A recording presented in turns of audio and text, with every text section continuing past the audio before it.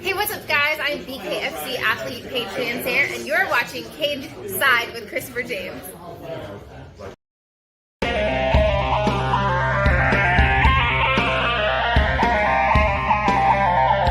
What happens if you lose, Nick? Who the hell is Aquaman? I get Fruity Pebbles, Cocoa Pebbles, I get sausage biscuits. Maybe you guys will see a little footage of that later on because we got some good stuff. Throw up the deuces. There you go, baby.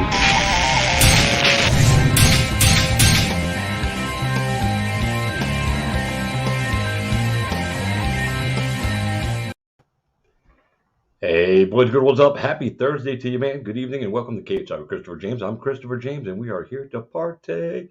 What's up? Y'all ready to have a good time? I'm ready to have a good time. A couple of things we want to do here real quick while I'm just sharing this out to the, to all the groups, let them know what's going on so they can jump in and watch the show. Thanks to my friends at Just Heart Apparel and Just Heart Apparel East Coast for always, supporting the show. We appreciate that. Good stuff coming up, man. We got fights this weekend. We got fights. We got a bunch of fights coming up, man. We've got Game Bread coming up on the 11th. We got BKFC on the 10th. It's going to be a good time, man. Lots of fights, lots of people fighting. And, from bare knuckle to MMA, we got it all covered for you, man. And that's what we do right here. We cover it all for you.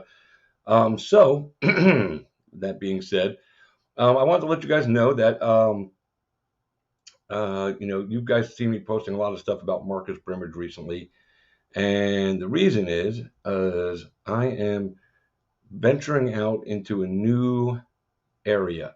I'm not just going to be ring announcing fights anymore. I'm not just going to be podcasting anymore and talking to fighters. I am actually taking on a client as his manager. Marcus Brimage is my first client. I actually will have another client I'm going to be signing here shortly as well. And I'm just going to do two for right now and see what I can get done for these guys. My years in the business, obviously, these gentlemen both look at me and, they like how I am and how I handle business. So that's always a positive. And, I've got some guys that are going to work with me and help me if I have any questions, about how to do certain things. So, and I dig it. So, I'm excited. So, if you guys are out there fighters, like I said, I'm going to take on two clients right now and I'm going to just kind of chill right there, make sure I can get them taken care of. And if I do well, then I'll probably take on a few more. And who knows, this could turn into something huge, or I might just have two clients, or they might fire me because I suck. I don't know, man. But I am excited that, they have faith in me to guide their careers. Before I bring my first guest, which is my client, Marcus Brimage, Marcus reached out to me a little while back because he was looking to get back into the game. So I got him a fight with XMMA, and, I felt so joyful because I was helping a young man continue living his dream, a dream that probably got cut short because of, timing and situation for him, with the gym and with life. And, he was young when he got into the UFC. So, he has reinvented himself and he's still the Bama Beast. But he asked me if I would do this for him. And I absolutely said yes, man. I was honored, because, he's got, credentials that I don't have. But he believes in me, and that's enough for me to do what I need to do for him. So I'm going to be a dick to negotiate with. You're not going to screw my clients over, just so anybody out there knows. But with that being said, I am excited to bring him on to the show. And today, I'm not the manager. Today, I'm just a guy doing interviews. So, we'll see how it all goes, although I might manage some stuff here. But anyway, ladies and gentlemen, I'd like you to welcome to the show for the second time. He is the Bama Beast. Please welcome the man himself, Mr. Marcus Brimage. Marcus, what's up, baby? Hey, what's going on? Oh, I know you heard in the opening, I was talking about, I'm taking on a new responsibility, new career path of managing. And it's cool. And I appreciate that you asked me to do this for you. And I'm going to give it all my best, and hopefully we'll get you where you want to go. And if not, you fire me and we took a shot. But hopefully, even if that happens, hopefully you won't get mad at me. I'm just going to do my best for you that I can. I'm saying this publicly so you all can hear it.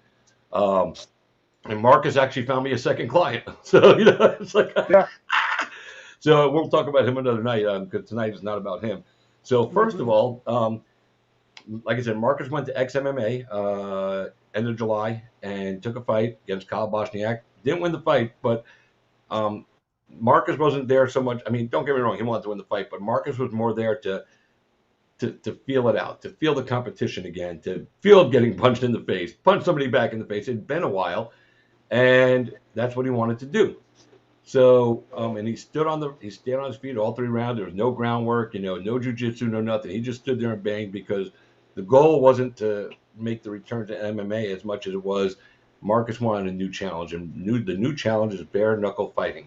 So, before we talk about what we did last Saturday, why bare knuckle now instead of going back full on into MMA where you have the experience? Was there something that was calling you to say, you know what, I've done this already. Now it's time to try this chapter. Is there still a sour taste in your mouth from your experience in the UFC, and maybe you just wanted to have a clean break? Yes. Want to just have a clean break, just like you stated earlier. I got corrected on something because you said that I'm still the Battle Beast. I kind of evolved past that right now. So I'm more of I'm going to say a yoga ninja. I'm at the yoga studio right now, just taught a class. And that's where I'm at right now. So new identity, new industry, and I wanted to try it out. So the whole MMA thing, especially with the opponent like Kyle, I knew it wasn't going to go to the ground. So I wanted to stay on the feet and bang it out. And I'm banging out with a tough guy, and I came out looking sexy as hell. And that's what I wanted. So that was the whole thing, was that fight at XMMA was just an audition for bare knuckle. And, Saturday was another audition as well. But we'll talk about that later. Yeah. So even though you say you're the yoga ninja, you're still the Bama Beast. You're always going to be the Bama Beast. But now you can be the bare knuckle. Now you can be the bare knuckle Bama Beast, or the Bama bare knuckle Beast. We'll come up with a new name for you. Yeah. Hey, my boy Forrest said Forrest said he's smoking his 29.97. Forrest, this is 32.45. This shit's fire, bro. All right, so last Saturday, so let me backtrack for you guys. Last Saturday was the tryouts for Bare Knuckle Fighting Championship down in Fort Lauderdale, Florida. Being that I've taken on this new role as a manager for an athlete, I felt it was my responsibility to make sure I was there.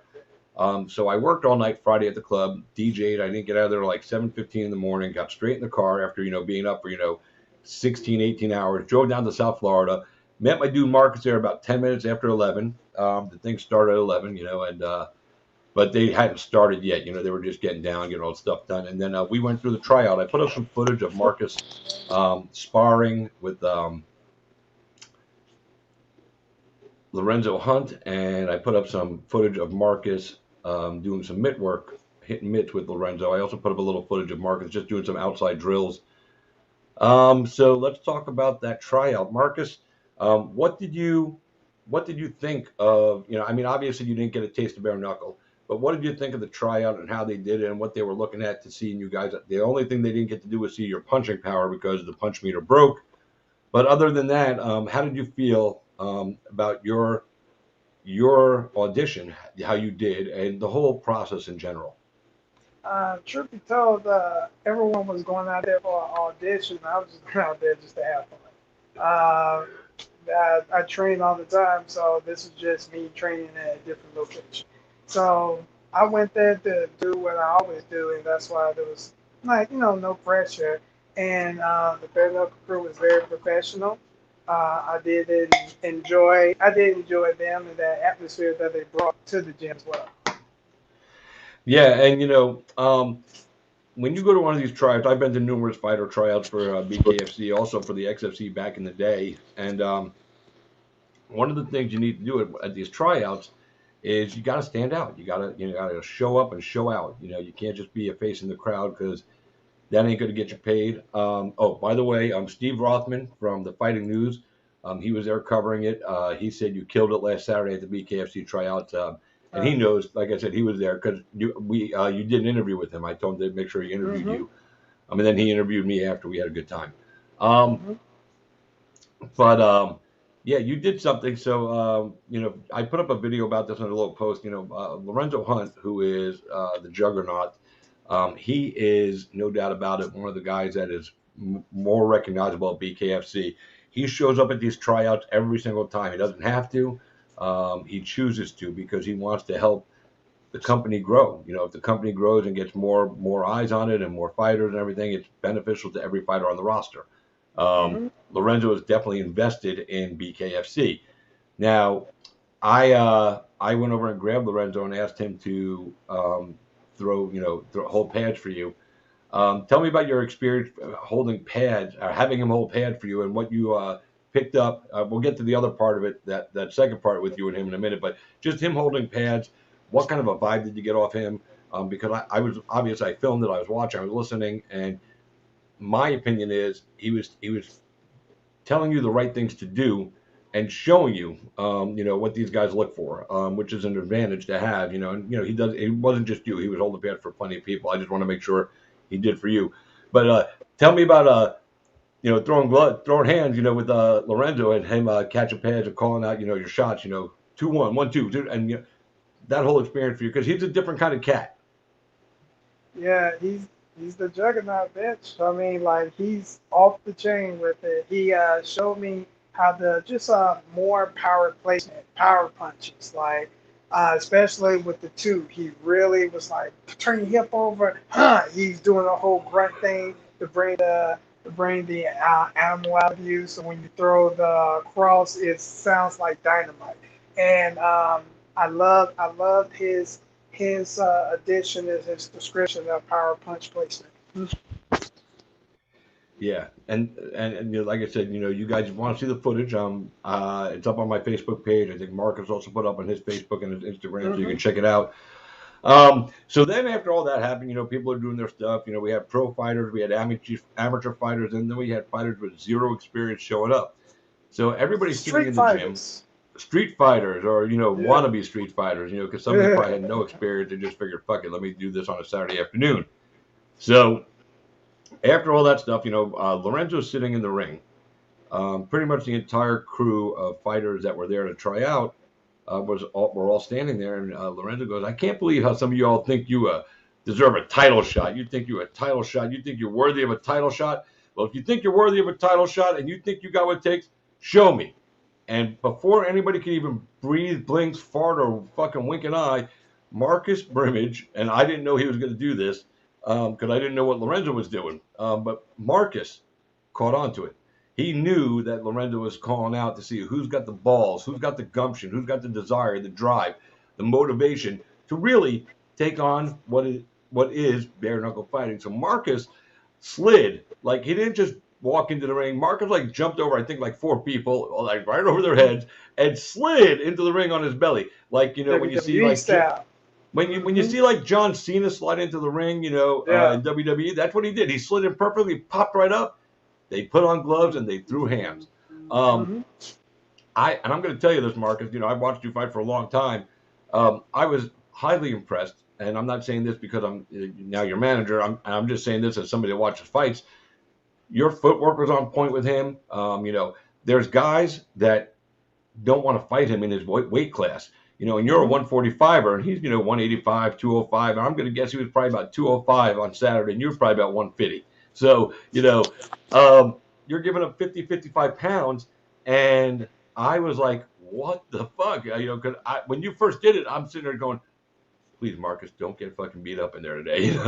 We haven't even got you a fight yet, because now I have to think as, watching out for your career, right? Take off your hat, take off the other one. It's I can't just watch and enjoy it. I got to work. But I said to myself, once they start, I said, you know what? I'm not even worried. Marcus is confident. If he's confident in himself, then I know that he's going to go in there. And you and him had some really spirited exchanges. Your footwork was on point. You tagged him up a few times, man, and removed his head. Obviously, I don't think he was trying to hit you back at full strength, because if he was, that would have hurt. But he was definitely, he wasn't he wasn't. He was probably hitting at the same strength you were. He turned his hip over. I know that much. He did a couple. I saw one time he turned the hip over. He did too. Because it was right after you tagged him. You tagged him up and you moved. You turned his face over, and then he turned his hip over, and I was like, oh. And then the bell rang, and I was like, oh, thank God it's over. You know, I got to protect my investment now, you know. But tell me about that experience, because first, before you even talk about the sparring itself, tell us when he was speaking and he made that call out, what went off in your brain that you synced up with what he was looking for and you just did it? Man, you know, you give me way too much credit about me thinking about what he wanted. I actually didn't think. He asked a question and I just responded, you know, and you know, truth be told, I was in the ring before I knew it. I was like, damn, how did I get here? Like, The fuck did I just do? Yeah. I was like, damn, okay. Well, it's like my body moved by itself. I was like, okay, all right. So I guess we're here. Let's do this. And it was cool because, you know, it's just being confident and capable. and that's basically why, and that's basically my skill set. I'm very capable of anything. And I wanted to show BKFC the size of my nuts. I was like, maybe if I get in there with the juggernaut, they'll see how big my nuts is for real, and how much I really want this. So if you think you deserve a title shot, jump in. Why not? I believe I want a title shot, so let me jump in. Yeah, you did, and you went a good 3-4 minutes, or I think it was like 3 minutes and change with him. I really wish I would have caught Two. the speech. It was two, John. It was two. Like, yeah, I'm glad it was just two. Well, my It was video was a three. little longer, Yeah. so I don't know. Maybe I Yeah. had a little extra footage on there, but Mhm. I wish I would have caught the speech that he made, the call out, and then the video of you. So I was hoping somebody else caught that and they send it to me. Maybe they will, because I want to replay that moment, because I want people to understand the intensity that was coming out of him, because I can only write the words. I can't recreate that intensity. Only he can give you that, and you have to see the video and hear him. He's impassioned. He's there. He's feeling it. Like I said, he doesn't have to be. So, so he did hit. Like you said, he turned the hip over once or twice. When he did hit you, probably the hardest times he did hit you. What did that feel like to you? I mean, did it feel like normal? Did it feel like you could tell the difference of Oh, saying something from Bosniak? Bosniak hits hard, but he's a 145er as well. So the power he puts behind his punch versus what Hunt does. Did Hunt surpass what Bosniak? Bosniak hit you at full strength.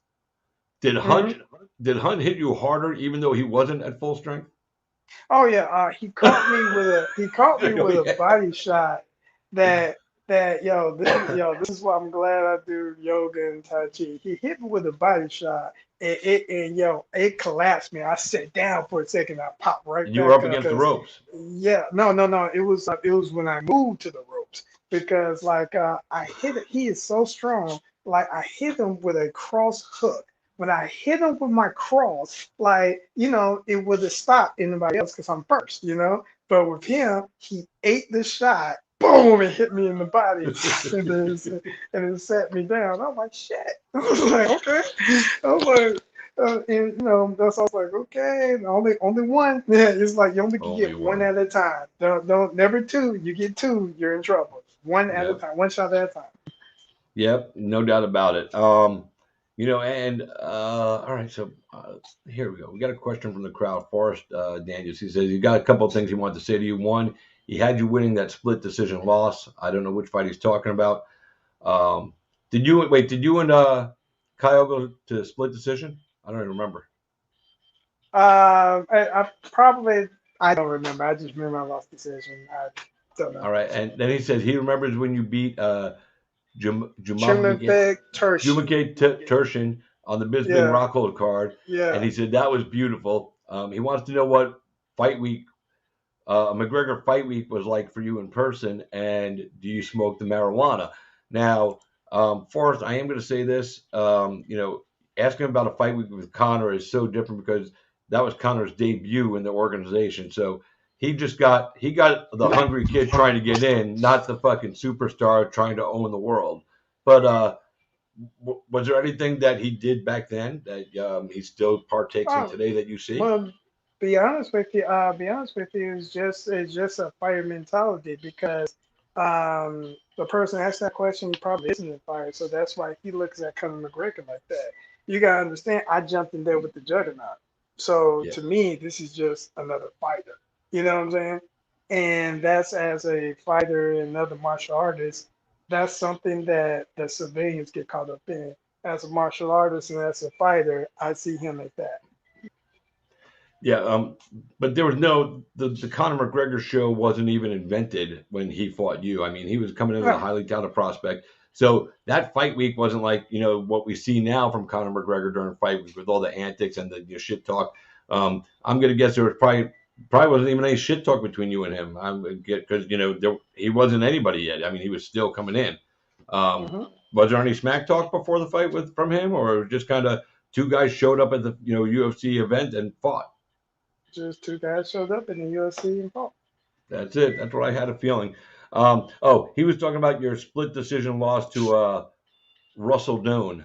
That should have gone to you. Oh, that was that one right there was a total hand job. That was a total hand job. Holy shit. Yeah. Yeah, I can't even, I'm gonna be professional, but yes, that was a total hand job.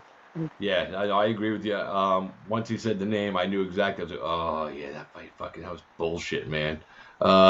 It's just bullshit. hmm But that's the way the world bounces, man. Yeah.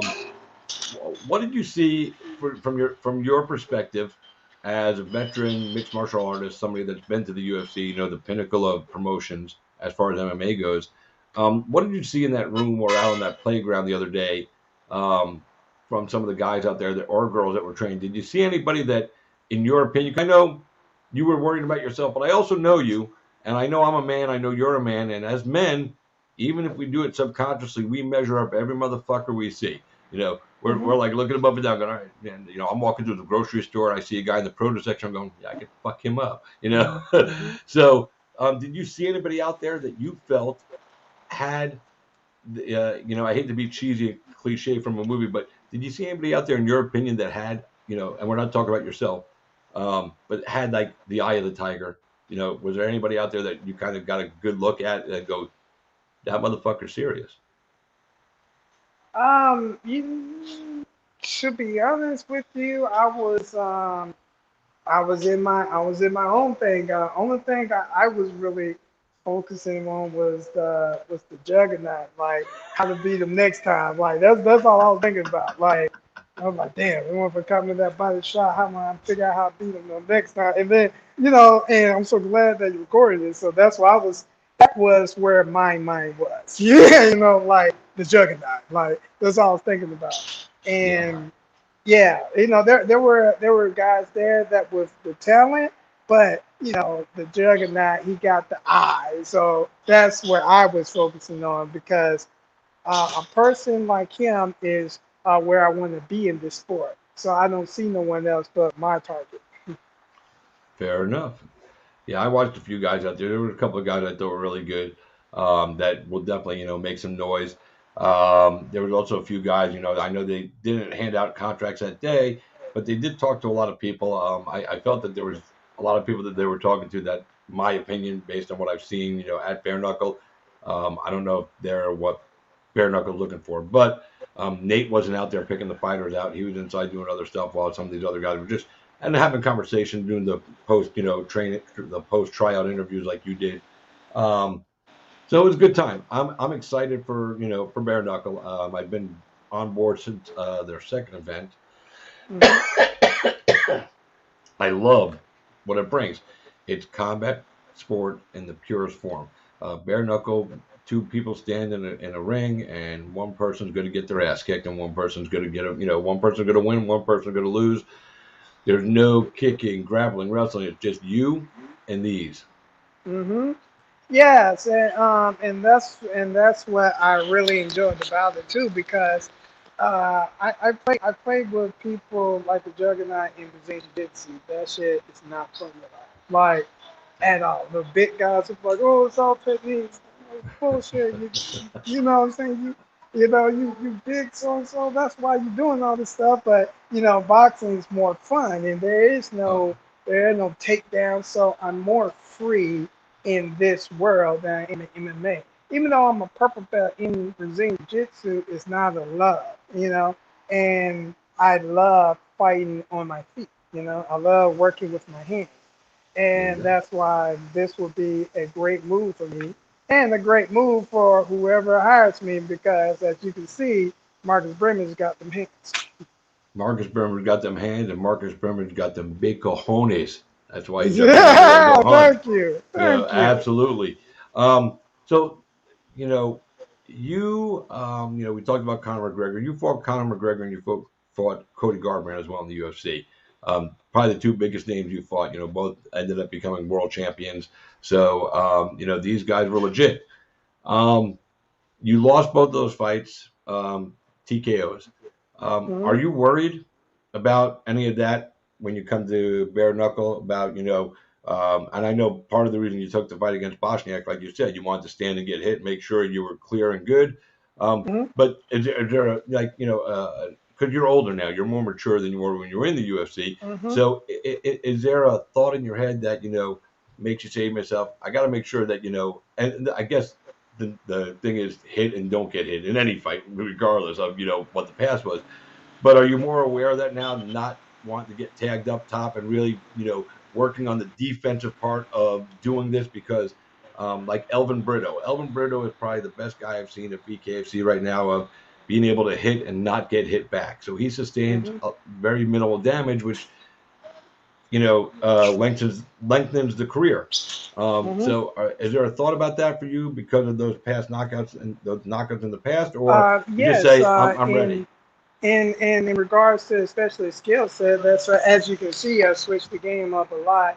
And two, the opponents that I go against, for instance, the weight cut was such a thing in MMA because weight cutting is a skill, is a valuable skill to Oh yeah. have in MMA. And especially if you're like a wrestler, you're already coming in with 20 years experience of cutting weight. By the time you make a professional fight transition, you've been wrestling since you were 8 years old. And if you're what, 20, yeah, if you're 28, you've been 20 years of cutting weight properly, and you got it down to a science. And now, those guys like Conor McGregor, who fought at 145 and now is 170, like that's a whole nother echelon that I missed out on because I didn't wrestle when I was a kid and didn't grow up with people who knew that type of science. And then me cutting weight when I fought at 135, you don't have much fluid on your brain, you know. Sure. So now you're trying to hydrate up, and it's a good thing that the UFC took out the IVs because now people have to fight at their correct weight, and there's no like doing them fucking wrestler cheating. You know what I'm saying? Those wrestlers, you know, and and now with me switching up my game, understanding what weight class I need to fight in, that's the best way because the whole thing about me coming back, everyone was like 35, 35. Like, no, fuck that. I'm not going to cut weight, and that's what makes it miserable. I love to fight. I love to train. It's the weight cutting and the extreme dieting you have to do to make the weight. So you're fighting the scale, and then the next day you gotta fight the person. Fuck that. I'd rather just fight the person. Mhm. Yeah, because again, and you hit the nail on the head. I don't care who you are and how skilled you are at cutting weight. The human body does not recover from a weight cut, even a small one. If some guys cut a 10 or 15, I guess that's considered a small cut. Um, but even then, your brain still gets deprived of Yeah. fluid. Your body gets deprived of fluid. So you're Yep. not going to be 100%. Now, the only thing I could say is neither is your opponent. Um, the only guy that I bring this up all the time, and I'll probably never stop beating this dead horse. But um, other than heavyweights, the only guy that ever fought at their walk weight, in my recollection in the UFC, is Frankie Edgar. When Frankie Edgar was the lightweight And champion, Stevie Wonderboy Thompson. Mhm. yes. Well, no, Steven Yes. cuts weight. Steven cuts weight. How much weight does he got? He cuts about 10 to 15. Yeah. Oh, okay. Okay. Okay. All So right. I mean that Because I that only that's a cut 10. Yeah. Yeah, no, but even still, but Frankie cut 0 when he was the lightweight champion of the world. Frankie was walking Ah, at that's different. 155. Yeah, So that's why he was able to beat taking guys out like Gray Bray Maynard. Maynard and stuff. Yeah, he Yeah, came in at yeah. 180. Yo, He comes in yo, at he was 180. huge. Bray Maynard was huge, bro. I And saw him Frankie, like, damn. right. But that's Frankie Edgar was the only guy that ever came into a fight fully, at full strength at his weight class because he walked at 155. Now Hmm. he's, fighting 135. So obviously he's making a cut, but he's not walking around at 155 anymore. I believe he's walking around about 141, 143, somewhere in that range, somebody told Hmm. me. Hmm. So his weight cut is still not as dramatic as others, but he is, having to cut weight now. But he hasn't had a problem with the scale yet. Frankie Edgar's that guy. And who knows? He might end up just walking at 135 one of these days. And if he does that, he's going to be a lot more dangerous. But so for you at 145, you're probably going to walk around 155. I'm guessing at your max weight right Nope. now. My max weight is actually my max weight is actually 149. When I do a couple of these yoga classes, I'm down to like 44 sometimes. Well, that's good. That's even better. That Yeah. makes me happy to know that my fighter is not going to have a problem on the scale. He's going to be Right. at his close to full strength as possible on fight Yes. week. Yes. Because that's where you got to Yes. be. That's it. And that's why like touching up with the juggernaut is nothing because I want to fight at my base. This is my base. So I'm ready to take a fight right here. I'm ready if some ninjas jump out and try to attack me, I'm ready to fight. There is no differentiation between my weight because then you will have to switch up your skill set. Because I've been lighter before where certain things don't work. Me at 141 that works for me at 45. Like those little intimate details play huge factors in fights. So, what about your yoga stuff you've been talking about a lot? You Mm-hmm. really, you're the yoga ninja. Yo, ninja. And what do you think the yoga is going to be? How is the yoga going to benefit you as a bare knuckle fighter overall? Because I know you're not going to do downward dog in the middle of a fight because obviously that would just be silly. But No, you do downward dogs in between the rounds, silly. You're so silly. listen, man, I'm just it's the only yoga position I know by name, so that's the only one I can call out. And, if there's rooster facing sun, I would have said that, but I don't even know if that's a real thing. I'm just making shit up as I go. I just call it like I see it. So, and that was a stretch you were doing, where you were basically you looked like a standing triangle because the way you were positioned. Hmm. But you were stretching in between everything you did, and you know what? I do remember all the other fighters were taking notice, and they were like, "What's he doing?" I'm going, "He's stretching. That's yoga shit." And they even asked me what's that cause. I don't know, but it's yoga stuff, and that he stretches because he wants to be at his best, and this helps him. And I saw a couple of guys come over and kind of hang out with you, try to do their own little yoga stretch, but Yeah. they Uh-huh. weren't yoga. They weren't yoga ninjas. Yeah, exactly, man. So with the yoga, I'm actually been doing it for 10 years now. So ever since I came down to South Florida, I've been a yoga instructor for 2, and it's part of my everyday. It's part of my everyday life. So, I mean, when you just really think about it, what do you do before you work out? Stretch. You stretch before you work out. Oh, you're terrible. You work out and don't stretch. You savage. You I savage. don't. I don't work out. Ah! Well, start taking up That's your why I was rolling my eyes. I was like, "Fuck! Why are you asking me a workout question?" Son of a bitch. yeah. But no, you stretch before you work out. You're supposed to stretch afterwards. So, and I just put more emphasis on that, and it opens up your body. I feel very good. Heals injuries. I've been injured before, so the yoga is a preventative measure because there is no cure, only prevention. Well, that's there's no cure, only prevention. I like that. Hmm. I might have to steal that. Yeah, Um, you're welcome. thank you very much. Um, could the Marcus Brimage today beat the Marcus Brimage that beat Jabake? Oh yeah, treatment red torsion. Yes. So today's Marcus would beat yesterday's Marcus. Yep. That's the whole point of coming back out to show you what today's markets can do. Oh, well, I saw a little bit of what today's Marcus can do. I know. So, um, so now you and I, this is us. We're just waiting for word from BKFC. Nate Shook, David Feldman. My fighter is ready to come to work. Let's get him a contract. Let's make it a good contract. We're not asking for $1 million, at least for this first fight, maybe the second fight. But right now, we just want to get him in there. We want him, get him a nice contract, and let's go to work. Let him show you. We could talk about it all day, but put him in a fight. He's ready to go. Mark, can you go short notice? How much camp do you need? Oh, and that's the best thing about bare knuckle because me and my fighting preference, I stay ready, so it's all good. But how much time do you legitimately need? I mean, you'll have to do medicals and eye stuff and all that stuff. So, Man, hey, I'm ready to go right now. That's where I'm ready. I'm always ready, baby. You don't have to okay, get ready if you stay ready. there you go. You heard it right there, David, Nate, my dude, ready. Put him on the card next week. He'll fight. He ain't scared. So, Hey, stop. hey, remember, Go toe to toe with the juggernaut. I ain't scared of no 45. Come on, man.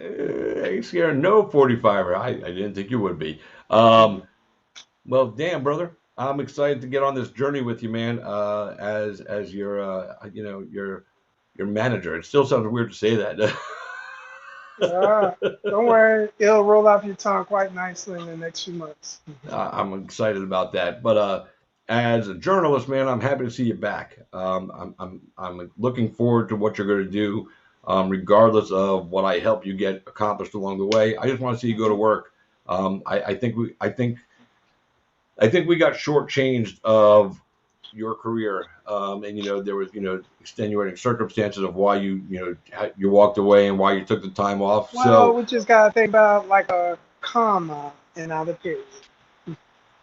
yeah, I got all right, like a comma, not a period. God damn, he's imparting wisdom and stuff on us guys, so we better make sure we take notes of this stuff today. Well, listen, brother. Glad we got to hang out a little bit at the trial, man. Glad we got to see you get to work. We're going to get to work on the BKFC people, and let's get this fight happening. So anything you want to say before you go? You want to give a message to David Feldman and Nate Shook, the president and the matchmaker, and anything else? The floor is yours. All right, Mr. Feldman, I went up toe to toe against the Juggernaut. I spoke to you to the last BKFC here at the Hard Rock. And I would like for you to return my calls. You hurt my feelings when you don't return my calls. So go ahead and hit me and call a player. And also, I would like to give a special shout out to the Lost Legacy Martial Arts System, Yoga Home, where I'm at right here behind me, Tai Chi 360, Evolution Martial Arts, the Macau Brothers. Thank y'all so much for everything y'all have done. Appreciate it. Well, and I'm going to correct Marcus on what he just said to David Feldman, about returning your phone call. David, you have to call me if you want to book Marcus. Mm-hmm. So there we go. That's it. I mean, if you call my people, I mean, if you're just going to call you, you don't need me. I just sit on the sideline and go, "Hey, Marcus, you're my right, man." Right.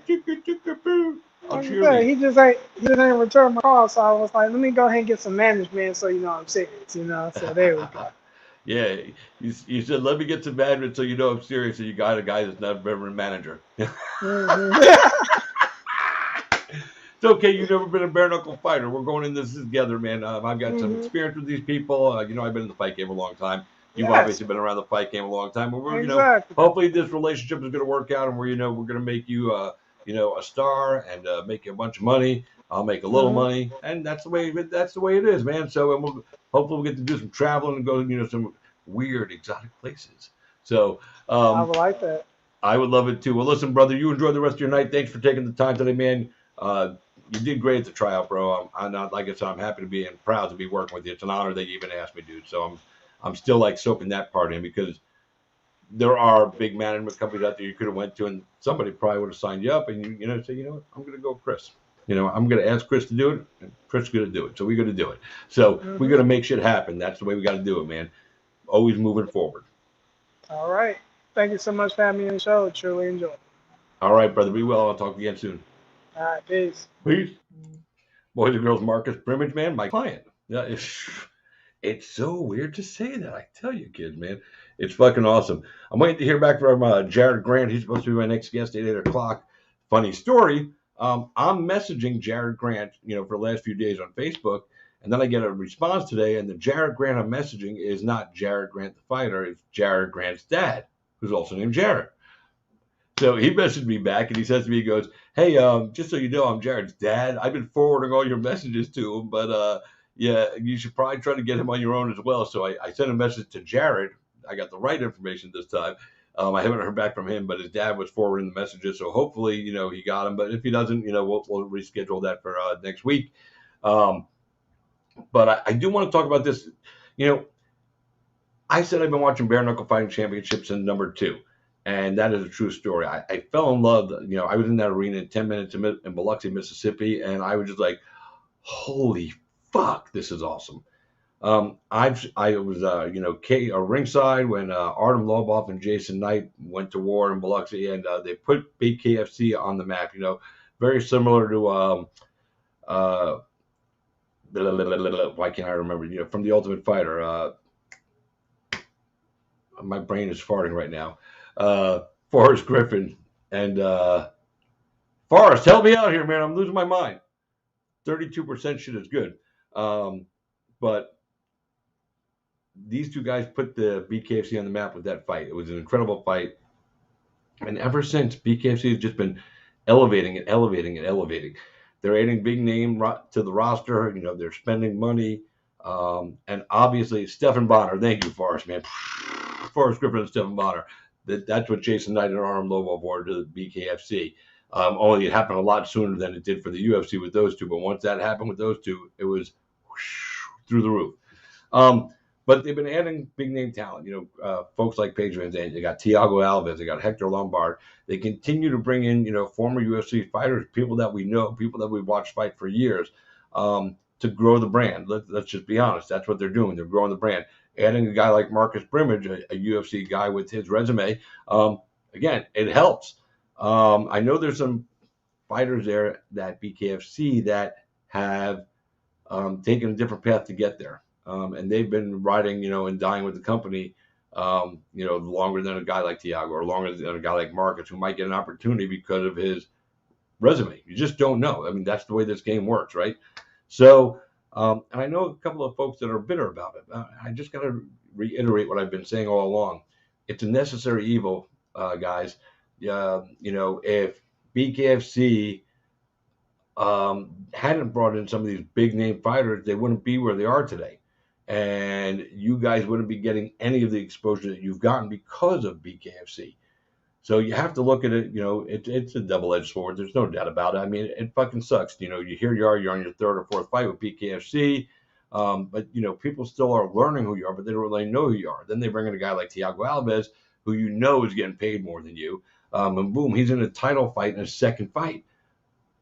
And that's okay. You know what I'm saying? Because, listen, let them bring in all these former UFC fighters. And this message is for the fighter that doesn't have the UFC experience or the Bellator. They just come in, on grits and gut and glory. Let them bring in all these former UFC fighters and let those UFC fighters, fight somebody and become a champion. Because then when your opportunity to shine on the big stage to maybe get the title fight that you've been busting your ass to get to, you've got a UFC veteran standing across from you in the ring. Let me just tell you something. If, John Smith and Steve Williams, I'm just making names up, two guys that are homegrown BKFC guys fight each other for a title. One of them wins. Yeah, that's cool. Great. But if John Smith fights Thiago Alves for that same title and John Smith wins that fight, the career trajectory goes straight up. You have to remember that, and you have to look at the benefit of what these guys are bringing to the company and what benefit you can ascertain from them being there. Don't look at the negative that they're making more money than you right now. Don't look at the negative that they're getting an opportunity that you maybe feel you deserve right now. Look at it as they are a building block for you to get to where you want to be, and that's the top of the game. And you know what? Stepping on the head or taking out, by fist, if you will, of UFC title contender along the way in BKFC, that's a win. So whether it's, Paige Van Zandt, or Rachel Ostovich or Pearl Gonzalez or, any of those ladies that, have come over and crossed over, or Beck Rawlings, if you take out one of them, you've elevated your status. So don't hate on them, because you know what? They're just taking the opportunity that's offered to them. And if you were in the position they were and offered a huge, ridiculous amount of money to fight for BKFC, and get, main event slots and this and that and boom, boom, boom, and, reap all these rewards because of your past accolades at the UFC, you would do it too. So don't hate on them for taking advantage of an opportunity that was offered. And while they didn't earn it in BKFC, in theory, they earned it in their career. For whatever reason, they earned that respect and those paydays from David Feldman and the Bare Knuckle Fighting Championship folks. Don't hate on it, because one day you might be in that position. You might be the seasoned veteran coming over from BKFC to another bare knuckle company, let's say. Now you're the champion from someplace else coming in, and you're getting the star treatment when you get there. And you're going to step on toes when that happens. It's how it works. So if you get brought over to another show, you'll be stepping on somebody's toes who's been there longer than you. And you're going to do it because the paycheck says you're going to do it. So, when you hate on Paige or Tiago or any of these other big names, or Hector Lombard, just remember, they're there for themselves. And you know what? They're also there for you too. So, enjoy it while you can, man. And like I said, tell them to bring on more of these folks, because again, that just helps you grow your brand if you beat those folks. So now, so we have some events coming up. Let's see. An event coming up this weekend, right? Is that this weekend? Yeah. Wait, hold on a second. Let me pull this up here for you guys. Schedule. There we go. Couldn't find where I had the. So we have a UFC event this weekend. Brunson versus Darren Till at the Apex in Las Vegas. There's some really interesting fights on this card, and we'll talk about a few of them right now. I guess we're going to have to reschedule with Jarod Grant, and we'll be waiting for Quentin Henry Thomas, to join us at 8:30. So while we're waiting, though, we could talk about some of these UFC fights coming up if you want to, keep up with me and, play along. So we have 3, 5, 6, 7, 8, 9, 10. Looks like it's a 10-fight card. 10 fights right now. And I don't remember if it was scheduled this way or if it just ended up becoming this way, for COVID or, other illnesses or injuries. But some really good fights. Jonathan Martinez and Marcelo Rojo open up the card. I really, really like this fight. It's an excellent matchup. Two fellas that are similar in amount of fights they've had. I think they're separated by like 3. One of them 13 wins. The other one's got 16 wins. Both of them got I think 4 or 5 losses, somewhere along that line. And this is a fight that you just got to look at. You go, wow, these guys are going to go. And my boy Forrest taking Martinez by decision, and I'm taking Martinez as well. I think this stylistically falls right into his wheelhouse of the things he likes to do, and he's going to control the action, control the distance, control the fight, and take home the victory. Next fight, we have Marc-Andre Barrio versus Dolce Lungiambula. Lungiambula. Again, a couple guys, 12 wins versus 11 wins. I'm not super familiar with Dolce. I've seen him once, but I don't know enough to be commenting on this fight, just being honest. So I'm just going to flip a coin. I don't have a coin. Eeny, meeny, miny. I'm gonna take Dolce. Fuck it. Why not, man? You only live one. Yeah, I know Barrio is a favorite, but I'm just gonna take Dolce. Fuck it. Arosa versus Charles Jourdain. I'm going to take the right side of the card again. I'm going to take Charles Jourdain in this one. I like the way this kid fights, and he's hungry. He's 11-3, looking to really get his name out there, and guess the guy Julian Erosa is, like almost a 40-fight veteran. There's a guy I like to watch as well. Juicy J, let's see what he does, man. I think Julian's a favorite in this one. I like to pick the upset special sometimes. So, yep. Forrest even agrees with me. If Forrest says Bourdain, I'm going with Forrest. Forrest does amazing on his picks. Ludwig Sholinian versus Jack Shore. I am all about this fight. I'm looking for Jack Shore to keep his record undefeated. So Jack Shore is going to win this one. I think he's gonna finish this one by TKO. The fight that everybody's talking about outside of the main event, the debut of Paddy Pimblett versus Luigi Vendramini. Yeah, Jack Shore is a beast. Paddy Pimblett is a guy, he's turned down the UFC twice before, once in 2016, once in 2018, all for the right reasons. He wasn't ready. He said so. He was doing an interview this week or a press event, and he just, he came up and said it. He wasn't ready. The first time they came, he was just a kid out partying. The second time, he just wasn't, right. He was he was trying to move up to lightweight, but he was still a featherweight fighting at lightweight. So over the last few years, he's really developed his body. Kind of like what John Jones is doing as he's transitioning to be a heavyweight. Paddy Pimblett did that, but he did it before he got here because he wanted to compete at 155 and he wanted to compete the right way at 155. I like it, man. How many times were they going to knock on the door? Pimblett was fully confident that they would come knocking again, and he was right. They did, and now was the time. So he said yes, and here we are. He says he's going to be the new cash cow of the UFC.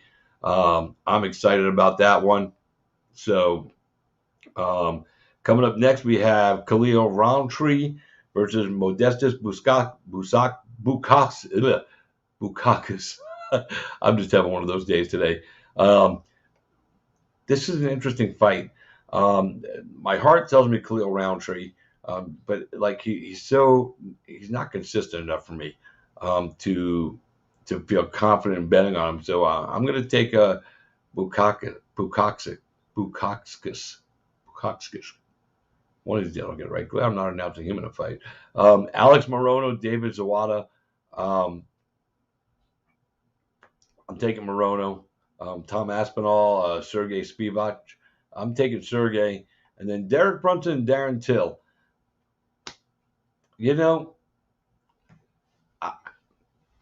Either guy could really win this fight. But I'm taking Derek Brunson.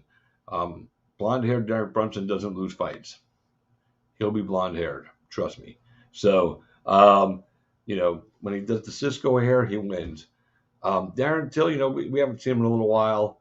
Who knows what he's going to be. But this is the right weight class for him at 185. I don't want to see him come back down to 170. He doesn't belong there. He's too big for the weight class. And I say that not because he's bigger than everybody there when he does hit 170, because he is, but because he can't hit 170 consistently without hurting himself, without draining his body and doing too much damage. And, he's better suited at 185. He still can't wait to get to 185, but it's less damaging, less deteriorating weight cut, and that will ensure that his career lasts a little longer. And I think that's a smart move for him to stay at 185 and work his way into a title shot there if he can get the win against Brunson. But he's got to beat Brunson first, and I just don't think he's going to. So, we know Darren Till for, striking everything. I don't remember really seeing much of his ground game ever. Can anybody correct me on that? Does he have any ground game? I mean, let's see. In all his fights, it's unanimous decision win or knockouts, but more, so, 18 wins. It says in 18 fights here. What the hell did he do, man? Fucking bastard. They're never showing me all the fights. So we'll see. I know he's on a 4-fight win streak, man. Darren Till's one of those guys that can, drop you. I mean, so you have to always be aware and be cautious for that reason and that reason alone. But Derek Brunson, he's been on a tear himself. I think Till's overrated as well. So we'll just leave that there. Coming up in just a couple of minutes, we're going to have Quentin Thomas Henry, BKFC fighter, coming off a big win at BKFC 19. No, BKFC 20. Pardon moi. My boo-boo. So, and he's awesome.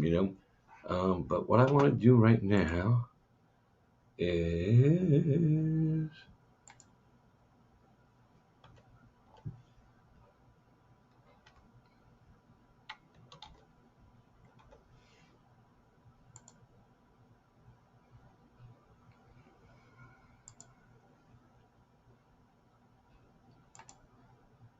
All right, so what we're going to do here, let me pull this page up here.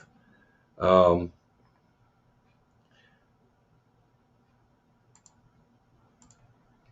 right, so let me see how to do this. Share the screen.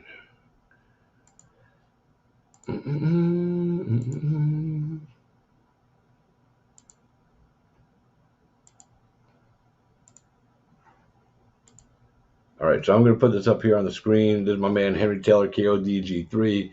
He put this track out a little while back, man, but it's such a good track. I wanted to play it for you again. And we will be back in just a couple of minutes, guys. So enjoy the music. And let me see, how do I do this here? I got to set this up. Boom, boom.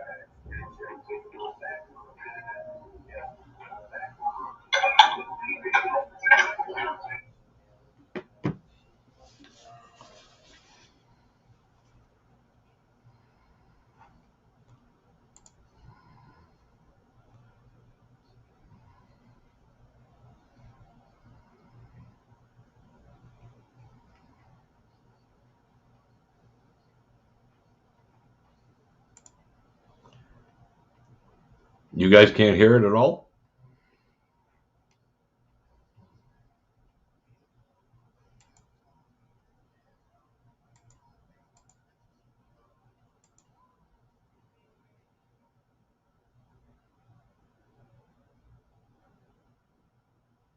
Strange.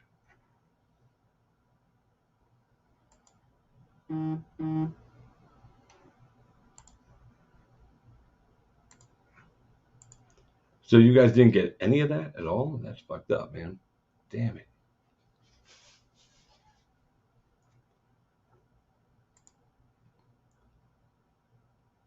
You can hear me, but you couldn't hear the video. That's weird, man. Well, I don't know what the hell happened there. All right, so let me see where Q is.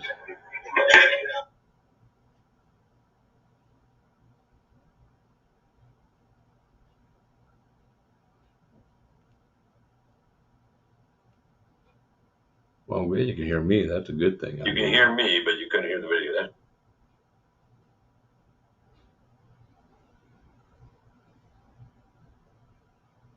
All right, let me check on Quentin. See where he is at. Because he's supposed to be here now. So.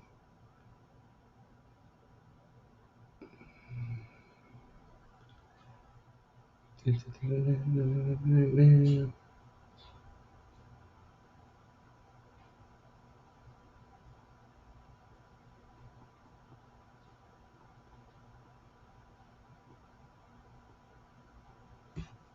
be popping on here any second, I'm guessing. So, let me bring this up here real quick.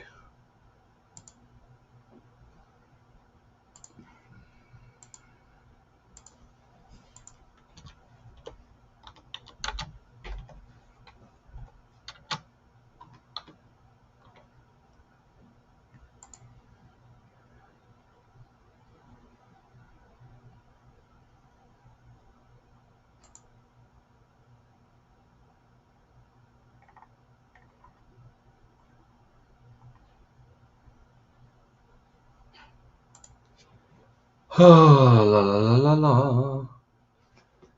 So anyway, like I said, we're waiting for Quentin Thomas to come join us. We're talking about his big win at BKFC 20. But you know what I need to do? Oh, I think I need to refresh the buzz. Pop it.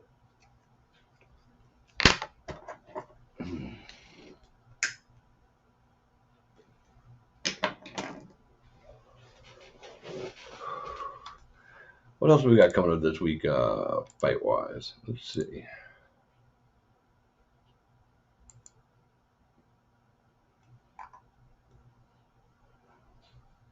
Let me bring up some of these other fight cards we got this weekend. We have one championship. They're doing an all-female card, the first all-female card in their history. Next week, we have Dana White's Contender Series on the 7th, and then again on the 14th. And then CFFC 100 on September 16th, CSMMA on September 17th. Don't forget we have BKFC coming up September 10th, which is next weekend. And then we have September 11th, GFC, Gambler Fighting Championship number 2 coming your way on the 11th of September. That's going to be exciting. It looks like it's going to be Alex Nicholson, and Jonathan Ivey, from what I'm being told. Nicholson was supposed to fight Bigfoot Silva. Bigfoot Silva pulled out. They're supposed to fight Jack May. Jack May pulled out. So I'm just kind of, wondering, will we get this fight? I know Jonathan Ivey is going to show up. Jonathan Ivey has been wanting.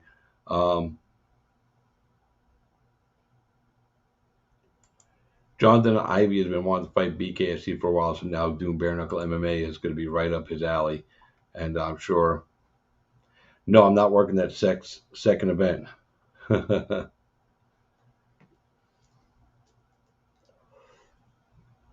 Schedule didn't permit it. I have my grandson coming down next week, and I'm also going to have a little scope on my knee next week as well. So it just worked out that way. So no big deal.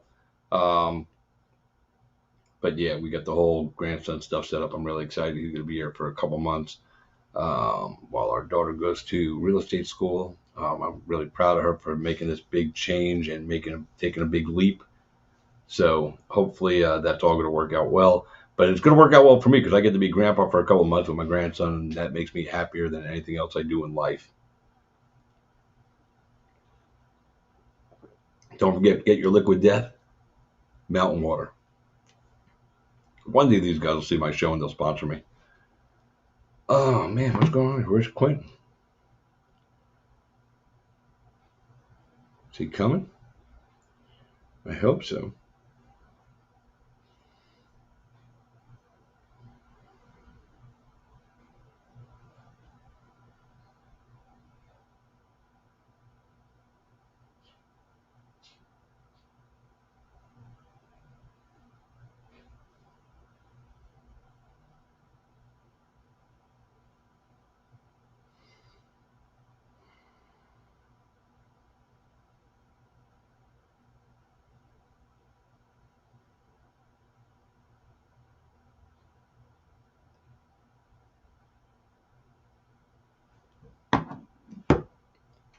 Oh man, so the Jarod grant not showing up at 8 o'clock. All right, I get that. You know, we miscommunicated. I didn't get the right spot. I thought I was talking to him.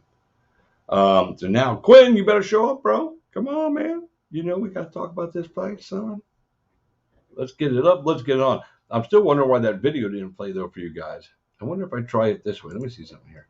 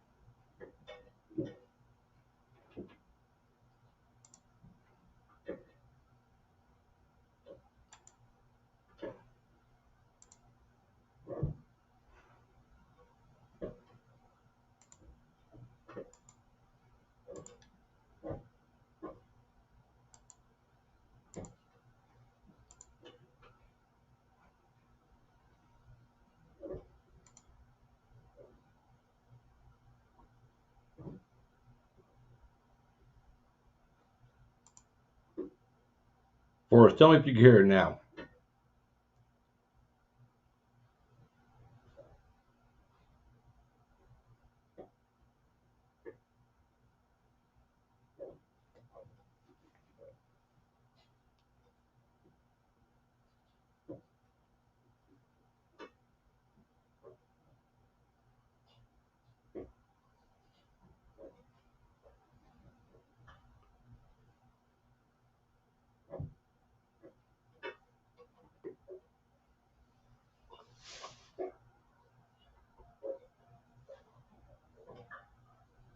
Nope.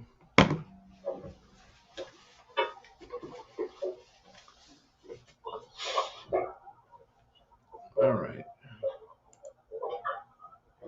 Nope.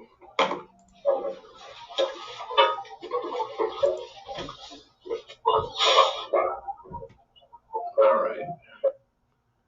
All right. So I gotta wonder why that's not playing because I used to be able to play that video. I don't know. Maybe I'm doing something wrong on my StreamYard here. Who knows? Oh man. So very strange.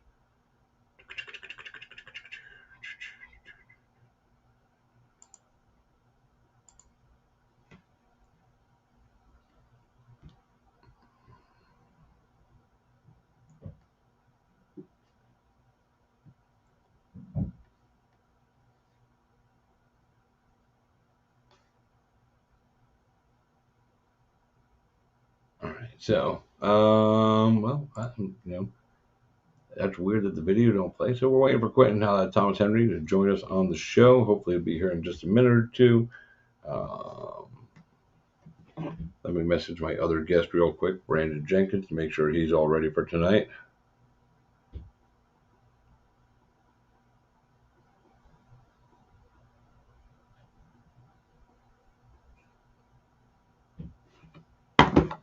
So, oh, man, what else can we talk about today, man, while I'm waiting for my guest, I know I have a little bit of stuff in the backup, to talk about, but, when I have 4 guests, I have less stuff planned because normally the guests flow right through. Once in a while, though, I guess this happens, it's part of the thing.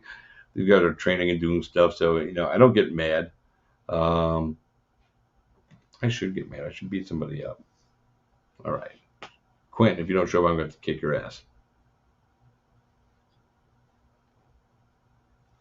I got to make sure I edit this part of the video out. Oops. Oh, man. So anyway, like I said, so we were talking about Alex Nicholson making a return to fighting, Game Fighting Championship, September 11th in Biloxi, Mississippi. We have BKFC 21 the day before, and that's going to take place in Omaha, Nebraska. First time they're heading out to Nebraska. It should be a lot of fun. It's always fun when you go to a new town.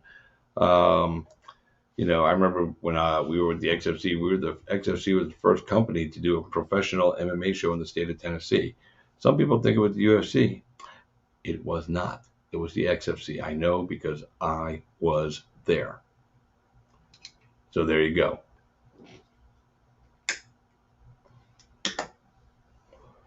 Some of my favorite guests for us. Okay, let's see.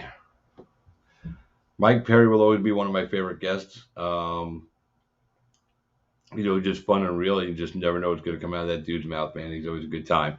I love talking with Hannah Goldie. She's always a lot of fun. David Feldman is always a good guest from Bare Knuckle Fighting Championship. Sherrard Blackledge, because he could beatbox like nobody's business, and he could fight. Those are definitely some of my favorite guests. I got to get Michael Chavello back on. I haven't had him on in quite some time, and he's always a chat to hoot to chat with. See what he makes me do? I get all like discombobulated because I love talking with him. He's a chat to hoot with. You can quote me. 32% is all I'm saying.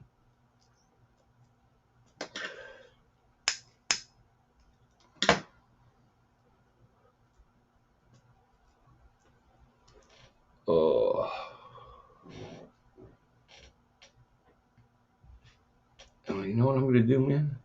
While I'm waiting for my guest to show up, let me go back in here into my brand. Let's play an older interview from somebody.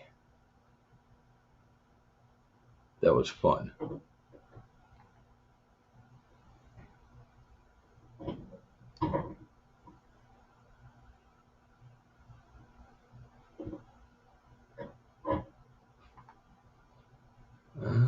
Let's see. That's Abby.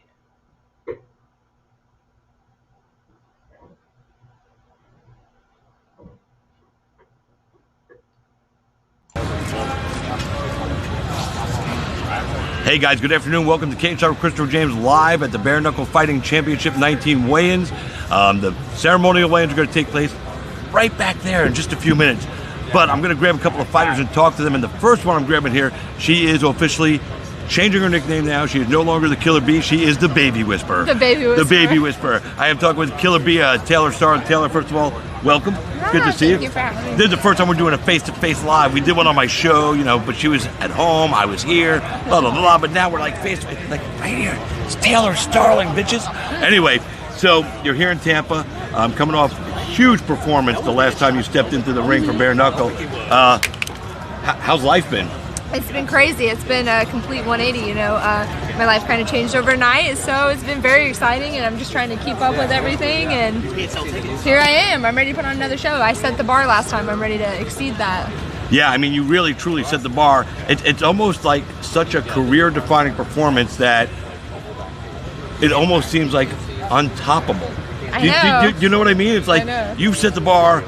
Like, here's my hand going up, up, up, up. And I don't even have an arm long enough to show how high you set the bar for yourself. Yes. But you did an amazing job. So how do you duplicate and possibly raise the bar Well, I can say one thing for sure. The way that I've been training since my last fight and the way that I feel since my last fight and the way that I look since my last fight, everything is definitely way better. Yeah. So I know that it's inevitable that the bar is going to be set higher because I'm much more better. My grammar is terrible. But Much I'm more a lot, better. I'm a lot You heard it better here. than the last performance that everyone saw. So I'm You're excited. better than you were. Yes, absolutely. But it does take two to tango. Do you feel that Cassie Robb is going to be somebody that can help you elevate and take both of you ladies? Because both of you girls from your last fight shined. You really both, even in a loss, your opponent shined. I mean, she made the name for herself. So now, can you and Cassie Robb together, is this the right dance partner to do that for you? Absolutely. I think that it's almost inevitable as well to say that we could possibly be fight of the night again. So let's You go. heard her. So this women's division that you're in, you know, with all these other ladies, you know, and you ladies are all the highlights of this card. What do you think of how much pop the ladies are getting here at Bare Knuckle, and where do you see yourself as far as in the championship conversation? Yeah, I think it's awesome. I'm super excited about the women getting the traction that they're getting. I believe that it's well deserved. You know, for instance, like my last fight, the way that Britain Hart fights, Christine, everybody, the women lay it on the line, so it's awesome. And I believe that I want to be the champion. So I believe I'm well on my way. This next fight's just an obstacle in front of that. So I just got to get over that speed bump and get my way there. I'm ready. I'm ready to go. Ready to go, ready to hold goal? Absolutely. Ready to have someone say, and the champion of the put a world, Taylor Killer And put a belt around my waist. Yes. Yes. The goal. The goal. Well, listen, anybody want to say hi to? Shout out your kids, your Yes, I absolutely sponsors. want to say hi to my kids, Carson and Brody. I have so many sponsors that honestly I'm going to annihilate all of them. So I don't want to leave anybody out. So But then thank you just you. say, thank you thanks to to all all my my sponsors. Yes, absolutely. So thank you to all my sponsors. Everybody's supporting me. It's awesome. Thank you so much. And I look forward to putting on a show tomorrow, guys. All right, tell everybody how they can watch. Do you have a code for yourself? I don't, but you can download the BKTV app or the Fight app and tune in tomorrow. After 7 p.m., I'm whooping some ass. Let's go. After 7 p.m., she's whooping some ass. You heard it right here, boys and girls. So tune in tomorrow night. It's on the BKTV app, www.bktvapp.com. Go on there, sign up. It's $3.99 a month. Now, I'm going to tell you, if you don't have it yet, the first month, it's like $14 because they got all these administrative fees, you know, blah, blah, blah, blah, blah, blah, blah. But after that, it's $4 a month. You get all the Bare Knuckle Fighting Championship content. You get all the content from overseas that they're going to be bringing onto the network. You also get Game Bred Fighting Championships, the home of Ori Masvidal's Bare Knuckle MMA. I know all about that because I'm ring announcer for them, so I love it there. But you're going to get all this great content from overseas promotions, from American promotions, again, from Game Bred Fighting Championship, and you're going to get to see all the fights of this lady right here, Taylor Killer Bee Starling. We wish you the best of luck. Yeah, thank I you. hope you have a great day the rest of the day. I know you've already made weight. You're already hydrating. See? Hydrating. Got some grub in you. Yes. And, you know, Thank we you. wish you the best. I We will see you appreciate it. tomorrow Thank night. you. See you tomorrow. Don't move yet.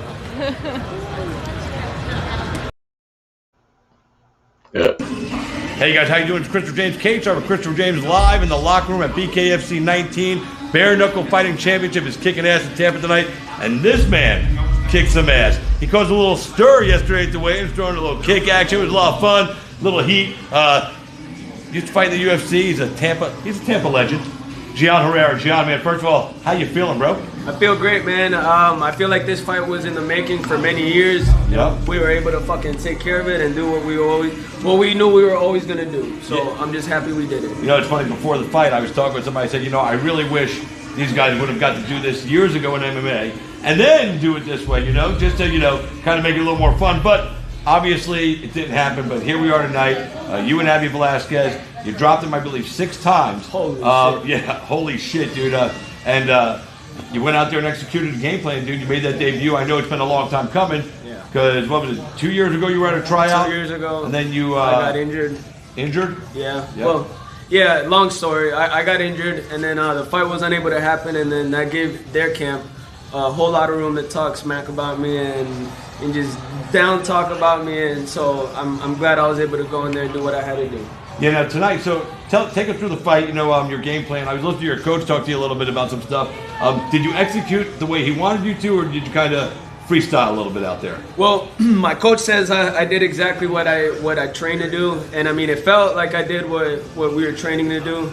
I kind of felt Abby was going to be a lot more forward coming into this fight, and I think that's what hurt him.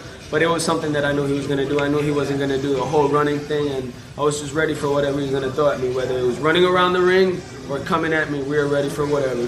Yeah, and you really went out there and you totally put that plan into play, because you didn't feed into the traps he was trying to lay. You just did your game plan, and you came out with the victory. You got a few stitches, you know.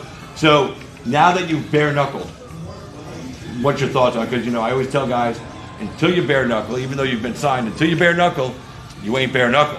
Now you've done it, man. So is there that fire to keep doing it, or you're like, all right, I tried this, I did it?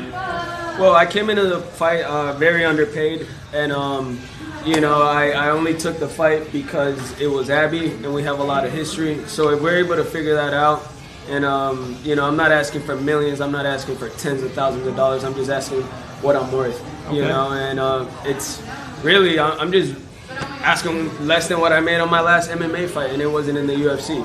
So if they can honor that, then they can have me back here whenever they want. But if the money works out, did you dig this like as much as you thought you would, or were you kind of like, it's just another fight? It's just another fight. Like to me, it's a street fight. I kept going into it. I'm like, man, I really get to get in a street fight and not worry about the cops And get paid. So That's the shit right there. I ain't gonna lie, dude, I'm a little jealous, Yeah, man. So if we can do that, then I'm game. BKFC, take care of me, man. You know I'm a guy that can sell a fight. So what's up, man? Let's make business. All right. So before I let you go, shout out your social media to people, because you know what, you grew some fans tonight, and obviously I want to try to help you reach out to them and give them the information so they can follow and get on the G train. Thank you, man.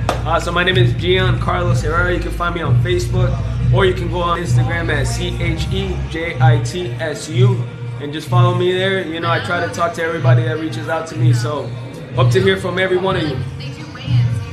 That's it. Well, listen, boys and girls, that is Gian Herrera. He did a great job. He made his debut tonight, Bare Knuckle Fighting Championship, a fight that's been years in the making against Abdiel Nightmare Velasquez. They were supposed to fight in MMA years ago. It never came to fruition. Tonight, we got to see it in action. And Gian stepped up and put on a great performance. Man, congratulations on the big win. Thank you, brother. For you guys that are watching, you heard him on social media. Follow him. You're going to want to get on this train, bro. He's going places. So that's it from us here. So for my man, Gian Herrera, I am Christopher James. You've been Cage Side. We'll see you guys later.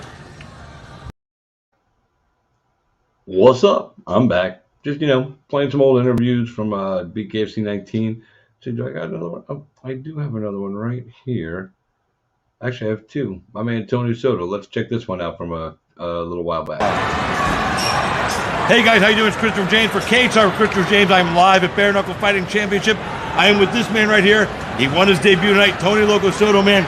First of all, bro, you look fucked up. I love it. I love this shit, man. It's awesome. How did it feel to go in there now that you finally did the bare knuckle? Was it everything you expected? Actually, it was just exactly what I expected. I knew I was going to get hit. I feel great. It didn't hurt as much as the glove, but it was more sharp. It's a different feeling. I broke my hand in the first minute, and I knew it was broken, so I wasn't as sharp as I wanted to be. But you know what? I stuck to the game plan. The game plan worked, and I came out successful. You hear those boos out there. Luckily, those weren't for you. You got a big pop from the crowd. How did it all feel now that it's done and it's over, and you got that big win, you got the medal right here? How does it all feel? I feel like I'm ready to get ready for my 155 debut. 155 debut next? That's my weight class. I just did this, because when a shark's ready to swim, he's going to go in the water and eat. And that's what I did. I feel you, man. Well, listen, I know you want to go do some stuff and, go get some food in you. We'll hang out later on. Yes, sir. God bless you, man. You did a phenomenal job. We were rooting for you out here. And thank you so much. Guys, I am Christopher James. If you're not watching BKFC, what the fuck, man? Watch Stay that hungry, shit. Stay happy, stay healthy. Loco out. Yep, Loco out. And I'd like to thank my cameraman, BKFC fighter, the man himself. He's behind the camera. He's going to run over here, and then he's going to pop back over and shut the camera. Lorenzo Hunt, the juggernaut. He fights. He does interviews. He works the camera. This man is multitasking. He's on multiple levels. You ain't on his level. But anyway, for Lorenzo, for Mr. Soto, I am Christopher James. We'll see you later.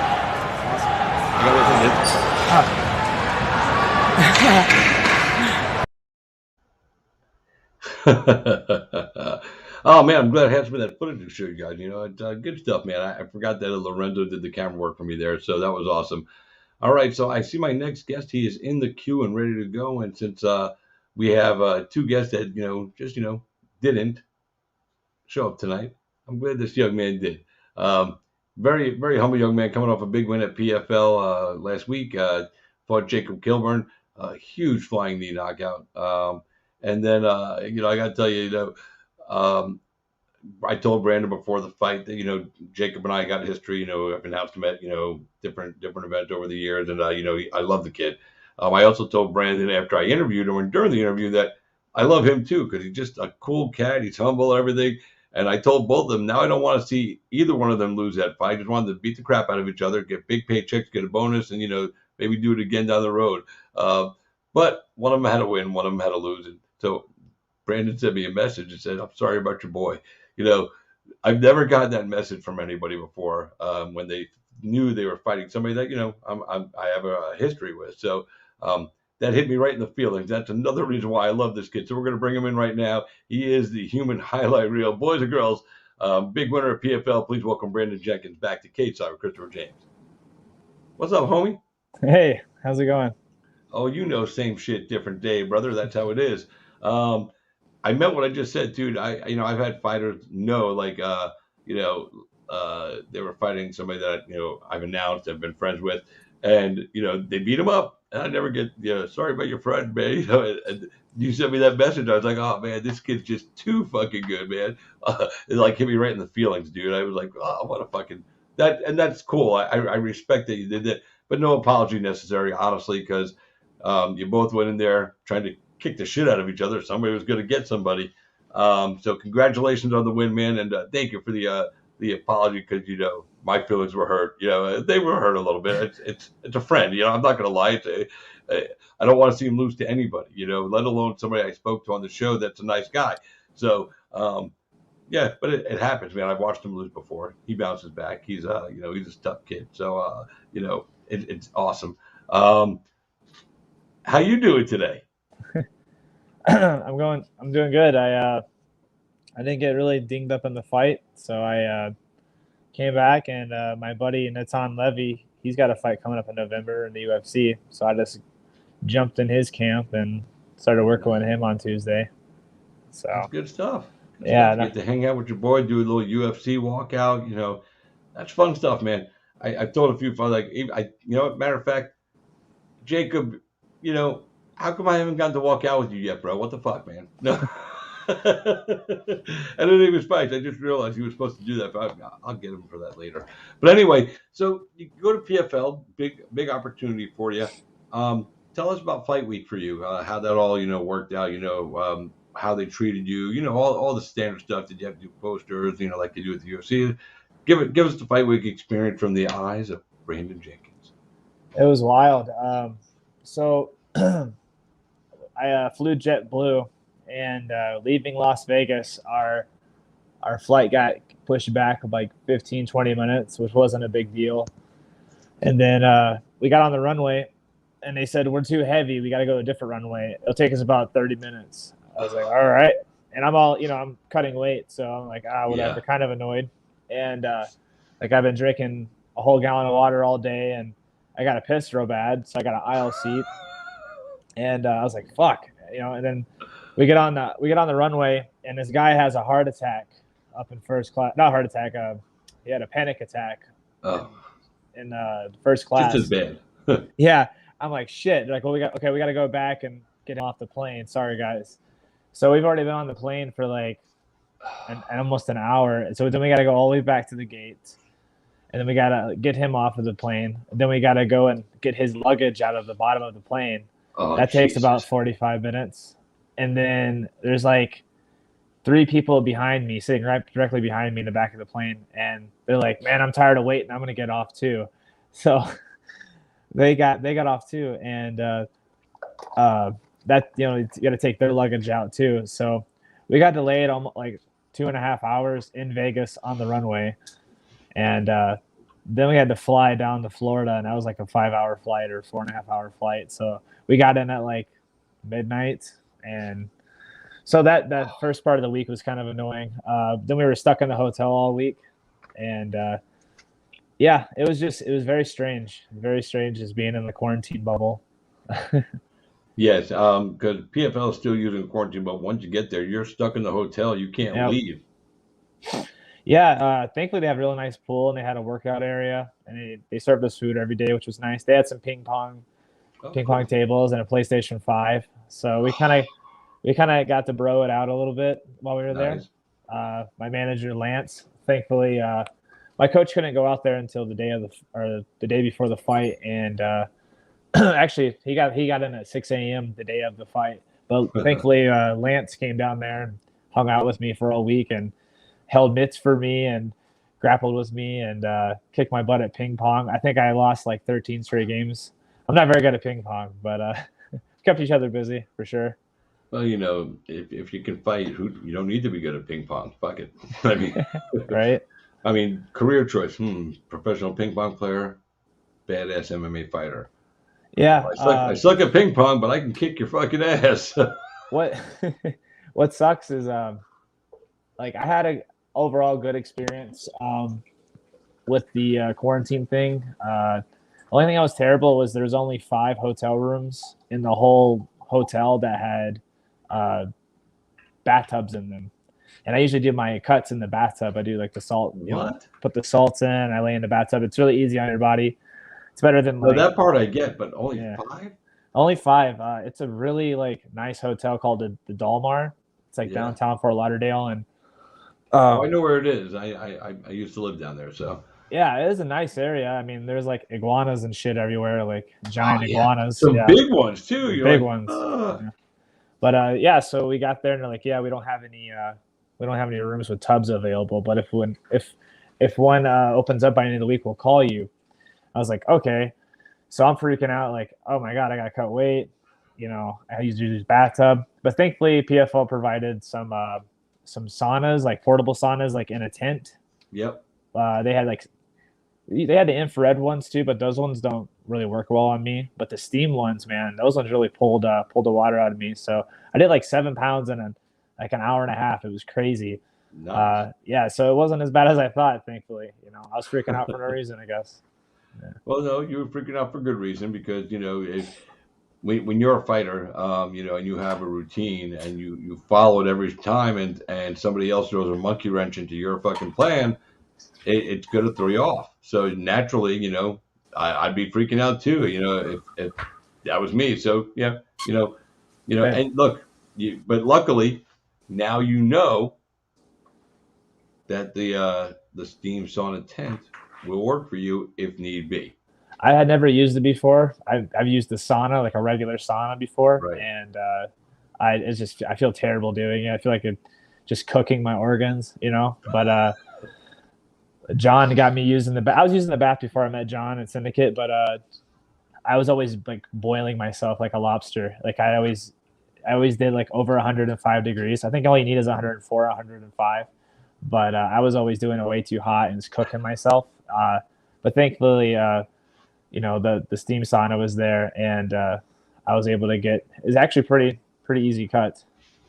Maybe you need to invest in one of those and just take down the road wherever you go. Right, that's what I'm thinking. I mean, dude, if you did 7.5 pounds in an hour and a half, dude, that says 2 things. 1, that machine's awesome, but 2 means you were on the proper way to dropping the weight, anyway. So it seemed to help it out. That's good, dude. Glad it worked out. What about Ray Cepho and the guys? What else did they do for you there? I mean, did they, treat you like the stars that you guys are? Or yeah, they just kind of, blah. Overall, they treated us really well. I mean, like I said, they cooked, they fed us and hooked us up, and they took some awesome pictures. They gave me some cool equipment, some cool PFL swag. Nice. Only thing I have I mean, you couldn't get much better than winning by knockout, first major league fight, ending up on SportsCenter #1, yeah, top 10. I used to watch SportsCenter as a kid, growing up. I used to every morning it'd be SportsCenter top 10, and I would sit there and watch that before school. So it was kind of surreal, end of the night and next morning it was SportsCenter #1 flying knee. So that was wild. Yeah. Yep. And it was on ESPN Plus, so that's a huge platform as well. So it's awesome, man. Like I said, the only part for me that sucks, it was my friend, but whatever. Yeah. I consider you a friend now too. I mean, like I said, dude, I told you when I interviewed you before the fight, I just, I get a vibe off people, dude, and you're just a good human being, dude. So I'm always gonna love people like that because you're doing it the right way. You're putting the hard work. You're not looking for shortcuts. You take the fights, you work for the fights, and then you go out there and you win your fights, and you do it in exciting fashion. I mean, you can't ask for more from a fighter these days.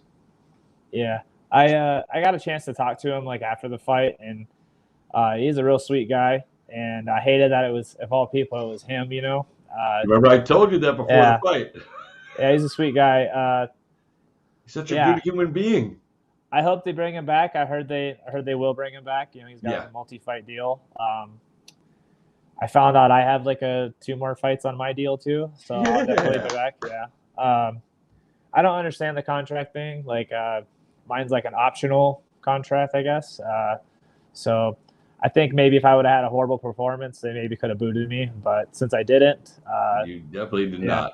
And then Ray Sifu's like, oh, you're locked in for regular season if next year if you want it. And I was like, okay, cool. The big man said that, so I guess it's true, So you'll be in the tournament next year fighting for $1 million, dude. That's fucking dope. Well, I heard they're gonna do. So Ray told me right before I walked out for the weigh-ins, he was like, "Yeah, we're only doing 10 shows this year, but because of the pandemic, but next year we're hoping to do 21 shows, and they're gonna do like how UFC has fight nights, and then they have the big number shows. I guess PFL is gonna have like fight nights also." And like have the showcase bouts and stuff like that. And I think those ones maybe start in January. So I'm hoping to get back in there in January. Yeah, but even still, take a fight in January if they do it. But he said you're locked in for next season.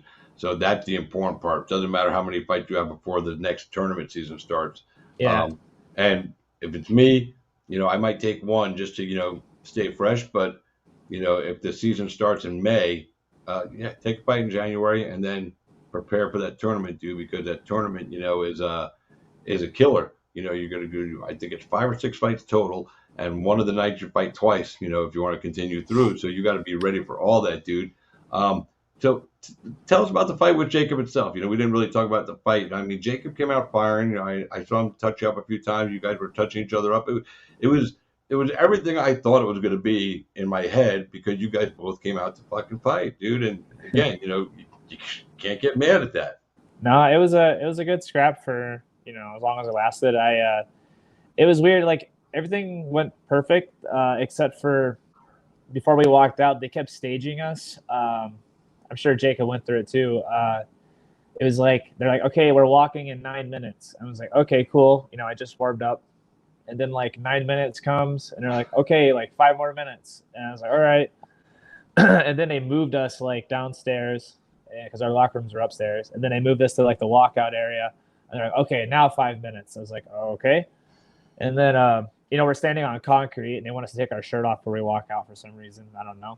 But like we're freezing. And then they're like, okay, 5 more minutes. I was like, Jesus Christ, So I had trying to stay warmed up and shit. And they're making you you're cooling down and you don't need to do that. It was like an adrenaline dump. And then it was like, we're getting warmed up again. Then another dump. By the time I went out there, like it was like I was at the gym, like I was so calm and I'd already burned everything out. And it was like a weird, like, it was like I was sparring, it was like I was another day in the gym, like no jitters at all. Only thing I couldn't do is I couldn't get any like blood in my knees. Like I couldn't warm my legs up anymore. The only thing I didn't like in the fight is I stood a little too tall and I didn't have like an athletic stance. I should have had a little more bend in my knees, but for some reason I just couldn't get my knees to quit straightening out and to quit standing up so tall, like Thai style. But other than that, like I didn't really. He hit me in the temple once, kind of hard, like a left hook. That's like the only one that really got me. He threw some really fast kicks that kind of got me a little bit. We traded calf kicks, and traded some calf kicks. I think I checked one of his really bad, and he kind of wobbled, and I smiled at him, and he just came at me even harder. Yeah, because when you check that kick, I don't remember which one of the commentators said, "Goes, ooh, Gilbert didn't like that. Jenkins checked that one, and Yeah. and then they replayed it like while you guys were in the fight. I think they ran it on the screen to look at that check again, and it was nasty. Yeah. But yeah, Jake's he had some quick hands, and I had seen him knock people out at 55, even though he usually fights at 45.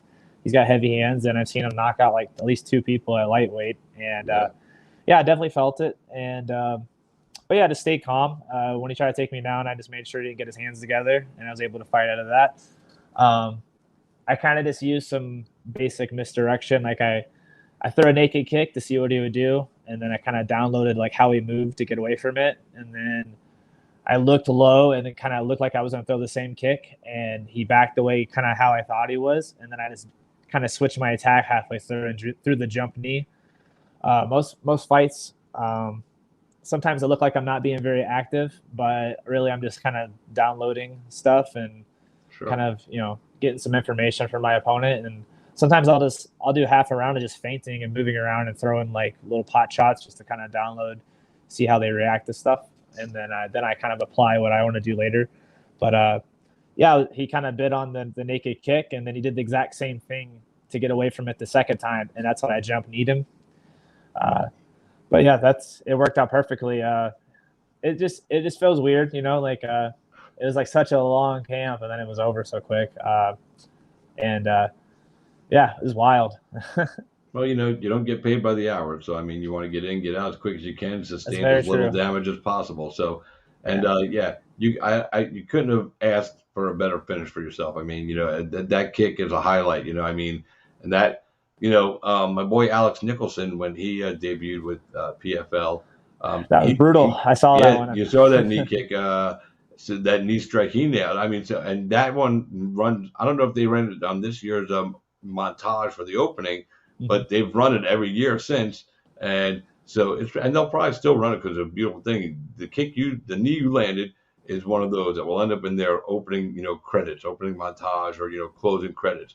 Yeah. Forever until somebody does something even more badass. I mean, so you really, fuck, dude. It's like, I always feel bad for the guy on the other side, whether it's Jacob or whether it would have been you, who ends up getting, for lack of a better term, posterized. Like when you talk about in the NBA, when you get dunked on and the photographer catches the moment, and you see Shaq's nuts coming in your face, and you're right here with Shaq's nuts, but he's slamming on you. You're forever linked to him. Like, you know what I mean? So yeah. For the guy like Impa Kasunganai, oh yeah, poor guy. Yeah.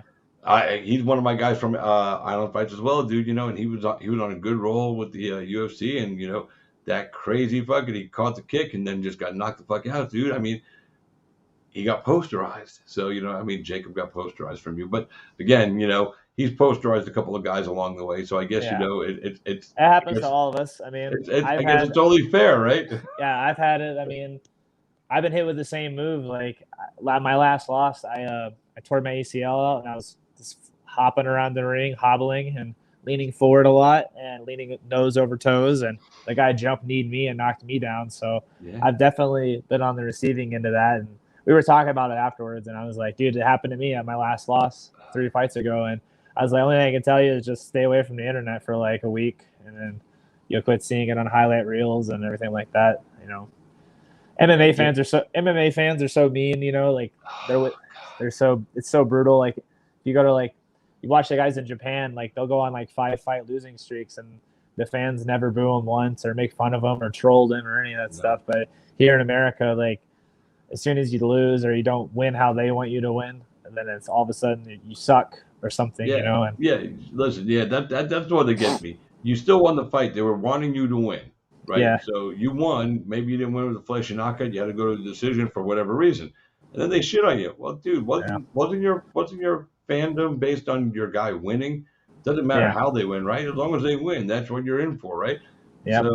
So if you shit on your fighter after they win, go fuck yourself. Go find another sport, man. Yeah. That's so not so many cool. fair weather fans. I mean, listen. If they. The only reason I can see them getting upset about something like that is because they were betting on you. So they weren't fans. They were just trying to make money off your fucking ass. So fuck them. Yeah.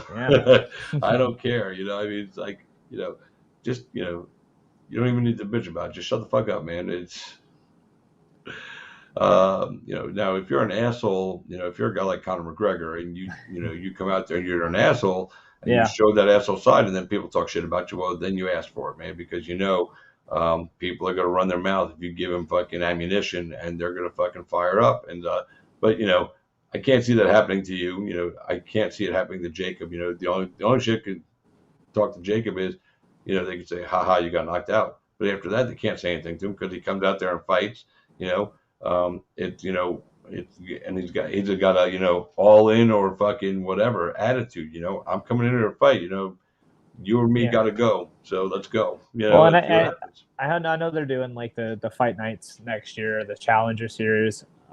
So I know he'll be back and he'll probably put on a hell of a performance, He will.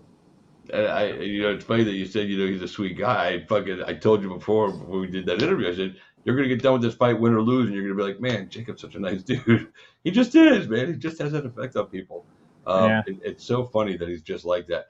But it's funny because my wife and I were talking the other day. I noticed something about Jacob. A lot of times when you see him, he's almost got like a resting bitch face all the time. Like, and he's so not resting bitch. That's just his face. But it was funny. We were talking about it. I said, am I seeing this right? And then I started looking back at some pictures and some videos. And I was like, yeah, he does. A little bit of resting bitch face. I recognize that because I have a wife. So, I mean. Right. She's in the other room doing shit. I should shut the fuck up. Did you get a bonus? No, unfortunately, no. I wish. Did they say anything about a bonus and you just haven't gotten it, or? No, I asked Ray about it and he said that there's like a fan bonus, like a fan voted one, like at the end of the season, like for best knockout, or something like that. I'm not sure. Maybe it's only for like the playoff guys. I don't know, but he said he wasn't sure about it either. But it's like a $5,000 bonus. But that'd be cool if at the end of the season they like mail me another check. That'd be cool. Hey, Ray Sefo, I know you're not watching, but if you are, pay this man. Yeah. But that's a huge knockout. You're going to use it in your footage, so pay the dude, man. Pay the dude. Yeah, I had Khabib. He commented on it earlier today. I thought that was pretty cool. Fucking dope, bro. Yeah, that's awesome. Yeah. Wow. That's cool. He said send location 2022. I thought that was pretty cool. I was like, cool. I've peaked now. I can retire. I'm good now. Well, he's probably looking at you having to fight one of his guys in 2022 season. I don't know who's a 55 Dagestan guy in the tournament. I don't think there is one. I think that one guy. No, but next year. Oh, geez, hope. Yeah. He said 2022. Yeah, that's true. Yeah, no, man, 2021 has been like the best year, but it's gone by so quick. I can't believe I'm already in September. I'll be 30 this month. So nice, man. Yeah. Talk to me when you get to hit like 50, like me. So no, but that's cool, man. 30's an important, a big birthday. So and you get to celebrate with a big win. I mean, you can't ask for better. I was hoping to get on the October 27th card, back down there in Florida. Oh. I didn't really get any injuries. My knee's a little sore, but other than that, like my weight's still low. Like hoping maybe something will open up. But I think that Ray said that the card is booked because there's like 6 5-round fights, and then for the $1 million, and then there's only 3 showcase fights. So I don't know who the 3 showcase fights are though. Well, you're going to be standing by if the weight class is right. But you said that you were having a problem that night with your legs getting blood back in them, and now you've got a little knee issue. Maybe you need to go get that shit looked at, son. Well, I think it was just more of just being hot, cold, hot, cold, hot, cold. They just kept staging us. I think I just stop being a tough guy and go get your legs looked at. Because my legs are fine. what if there's something wrong? This is like your dad talking now. Listen, son, what if there's something wrong and it precludes you from participating in the $1 million tournament next year because you waited too long to take care of it? My dad's he's the Terminator, man. He's 64 now or 63, and he gets up every morning at like 4 a.m. and goes to work. He does like acoustic ceilings. So he's like on a scaffolding all day, just like with his arms up. That I mean, that guy he's the Terminator. He doesn't even need an alarm clock. He just gets up at 4, rises like Dracula, and just goes to work. He's done it for like 40 years. Dude's built he's in. gnarly. All right, yeah, all right, good. Nice distraction. Go get your leg looked at. Nah. Dude, listen. He would tell me to go rub some dirt on it and then go be in a pussy. I know, but you know what?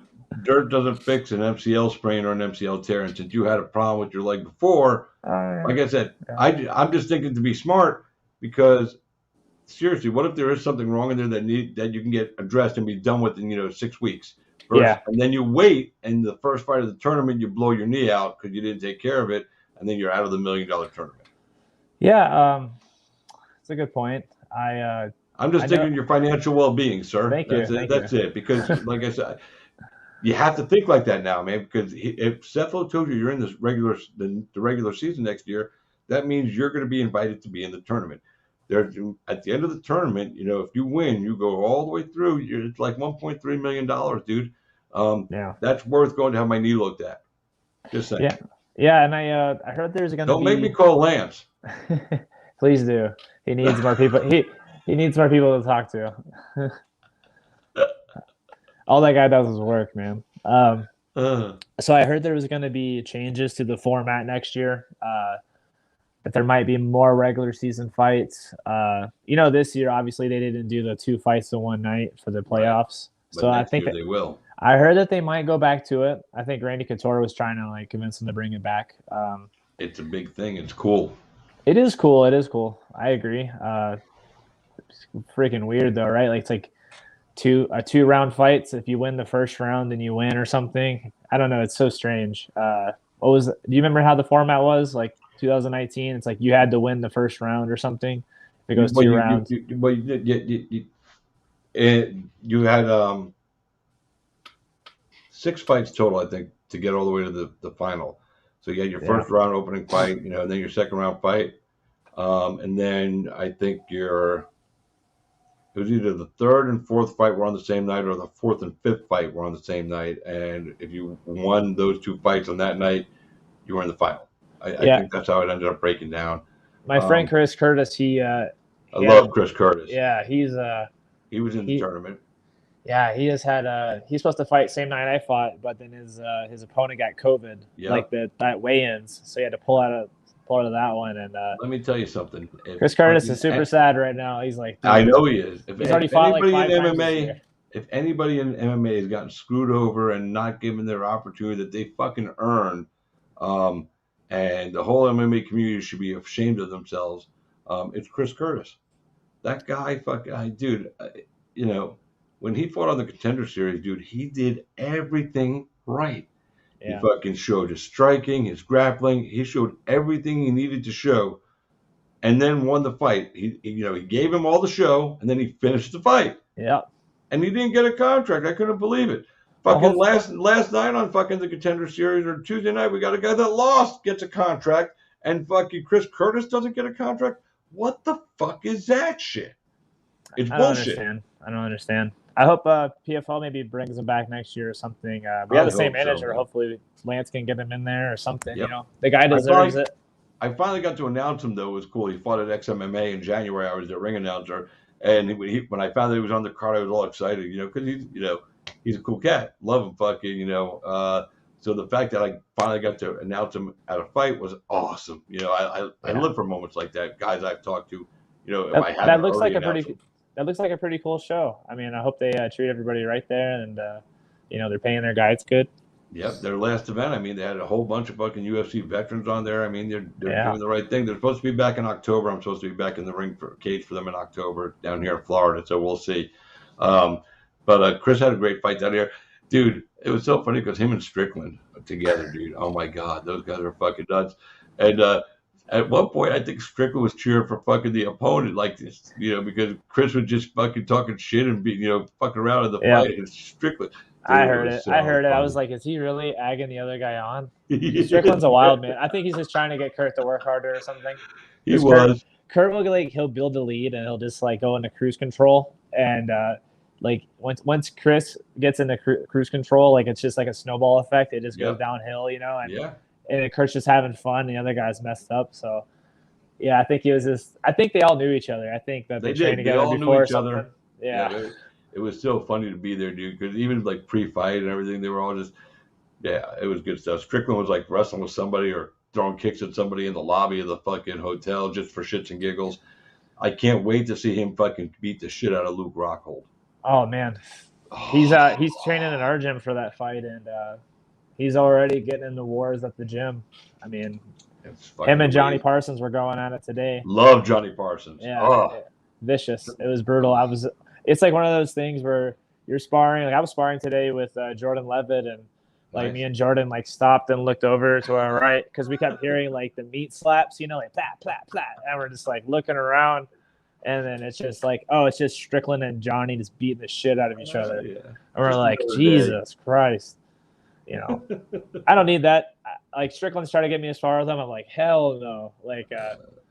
Dude, like, I got a fight coming up, bro. I can't spar. Not only that, but he likes to go hard all the time, and I'm like, he does. I'm trying to I'm thinking about like longevity, like I have like 72 fights, and thankfully I'm healthy as an ox, and I've only been finished with strikes once, and I wasn't really even knocked out, and but like I haven't had any I only had the knee injury, but everything else I haven't taken a lot of damage, thankfully, and I want it to stay that way. I want to be able to do this as long as I can. And so, I kind of avoid the guys like Strickland in the gym. Yeah, I would avoid Strickland in the gym, too. I would even avoid him during fight week, even if he's not in the gym, because, like I said, I can't remember who he was screwing around with. Somebody from, I think it was the coach from the guy that Chris was fighting, because they all knew each other and everything. And they're literally throwing kicks at each other in the lobby to see who could fucking take each other out. I'm just going, this guy's fucking nuts. But we were so funny. He was like, I literally, the first thing when I first seen him, he was like Jenkins, nice fucking knockout, and he's like I'm coming over to give him a high five, and he just punches me in my stomach and drops me, and I'm like, that's like the first thing he does when he says hi to me is drops me with a body shot, and then he's like, get up, Jenkins, and then we start grappling, and I'm like, come on, but yeah, he's a wild man. It's like one of those love-hate things. He's an asshole, but he's our asshole, I guess you could say. Yeah. Everybody got one. Yeah. So you know what? It's a good guy to have in your corner. I mean, because I think the reason he does some of that stuff is because he just wants to make sure everybody's always on their toes and ready to go, man. And if he's coming your direction, you better be ready for something, man. Next time I say hi to him, I'm gonna have a body shield on, I'm going to have some sort of 3 or 4 shirts on when I say hi to him or something so he doesn't hurt me. No, I think next time I just walk up to him like this with your guard. What's up, Strickland? Next time you walk up to him, dude, punch him in the stomach. Right. He's huge right now. He's 200 plus. Yeah, crack him one, dude. Fucking, he needs to work. Yeah. But if you're going to do it, make sure somebody's over in the corner of video and go, watch me get Strickland this time. Get the video out, dude.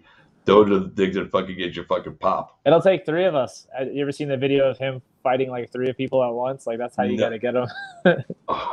He's a wild. Look on YouTube. You can find Sean Strickland versus 3. He's fighting Johnny Parsons, Tom Lawler, and Will Gibson. Oh, I'm gonna have to go look that up. They just jump them, do 3 versus 1. Yeah. That's awesome. Now I have to go look that up as soon as we're done here. But listen, man, congratulations on the win, dude, and congratulations on impressing them enough to be invited for the tournament, in the season next year. That's awesome, man. That's a $1 million payday if you run the fucking show, bro. And you definitely have the talent and skill to do it.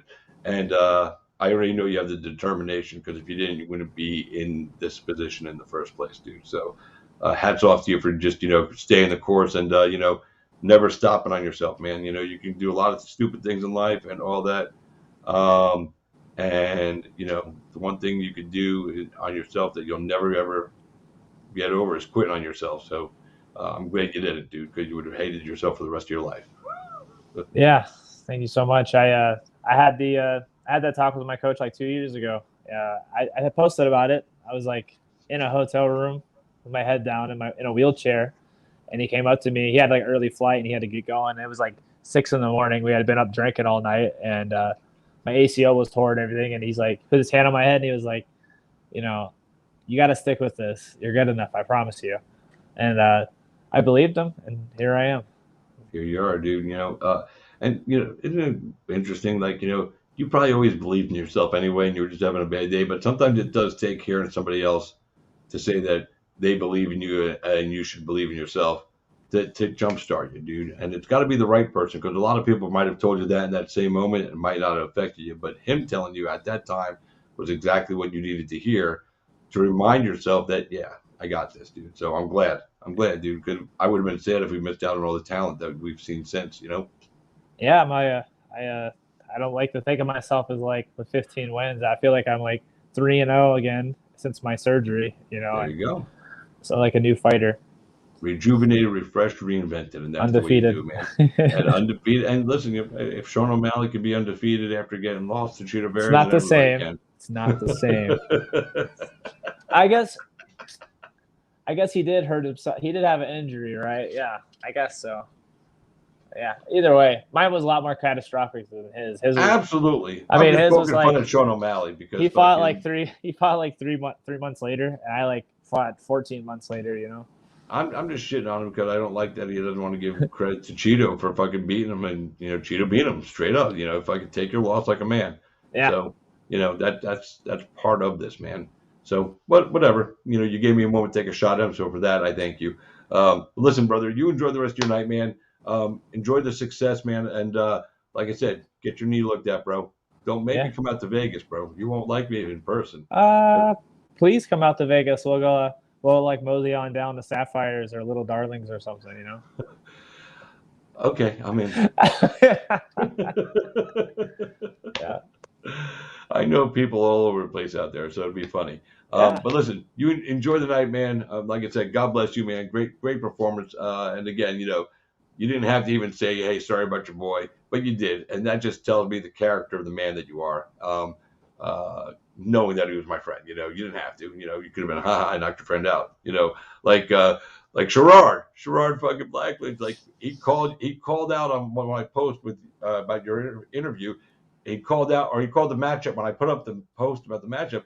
He said what was going to happen. Then he came back and like, like, and I still love Jarod, but he was like, I told you, like there was no going on, man. Sorry, your friend got beat up by my friend. At least something, And from him, I should get that. I'm going to have to call him up and give him shit.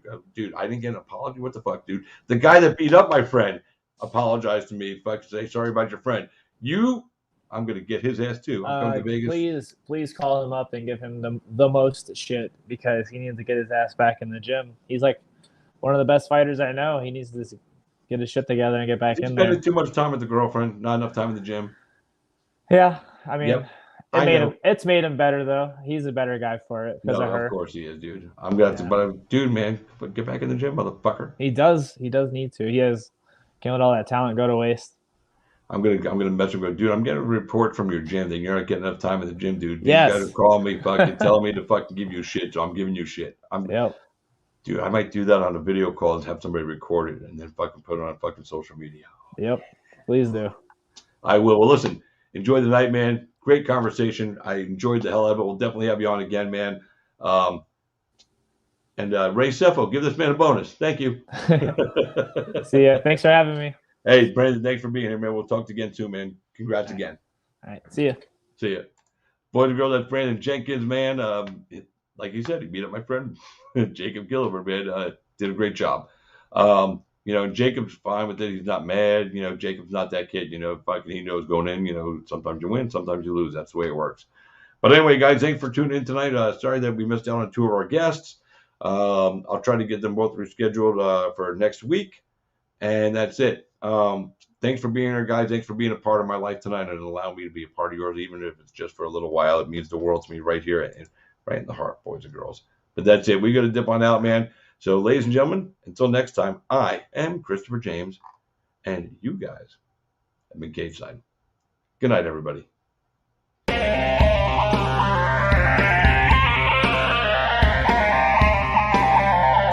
What happens if you lose, Nick? Who the hell is Aquaman? I get Fruity Pebbles, Cocoa Pebbles, I get sausage biscuits. Maybe you guys will see a little footage of that later on because we got some good stuff. Throw up the deuces. There you go, baby.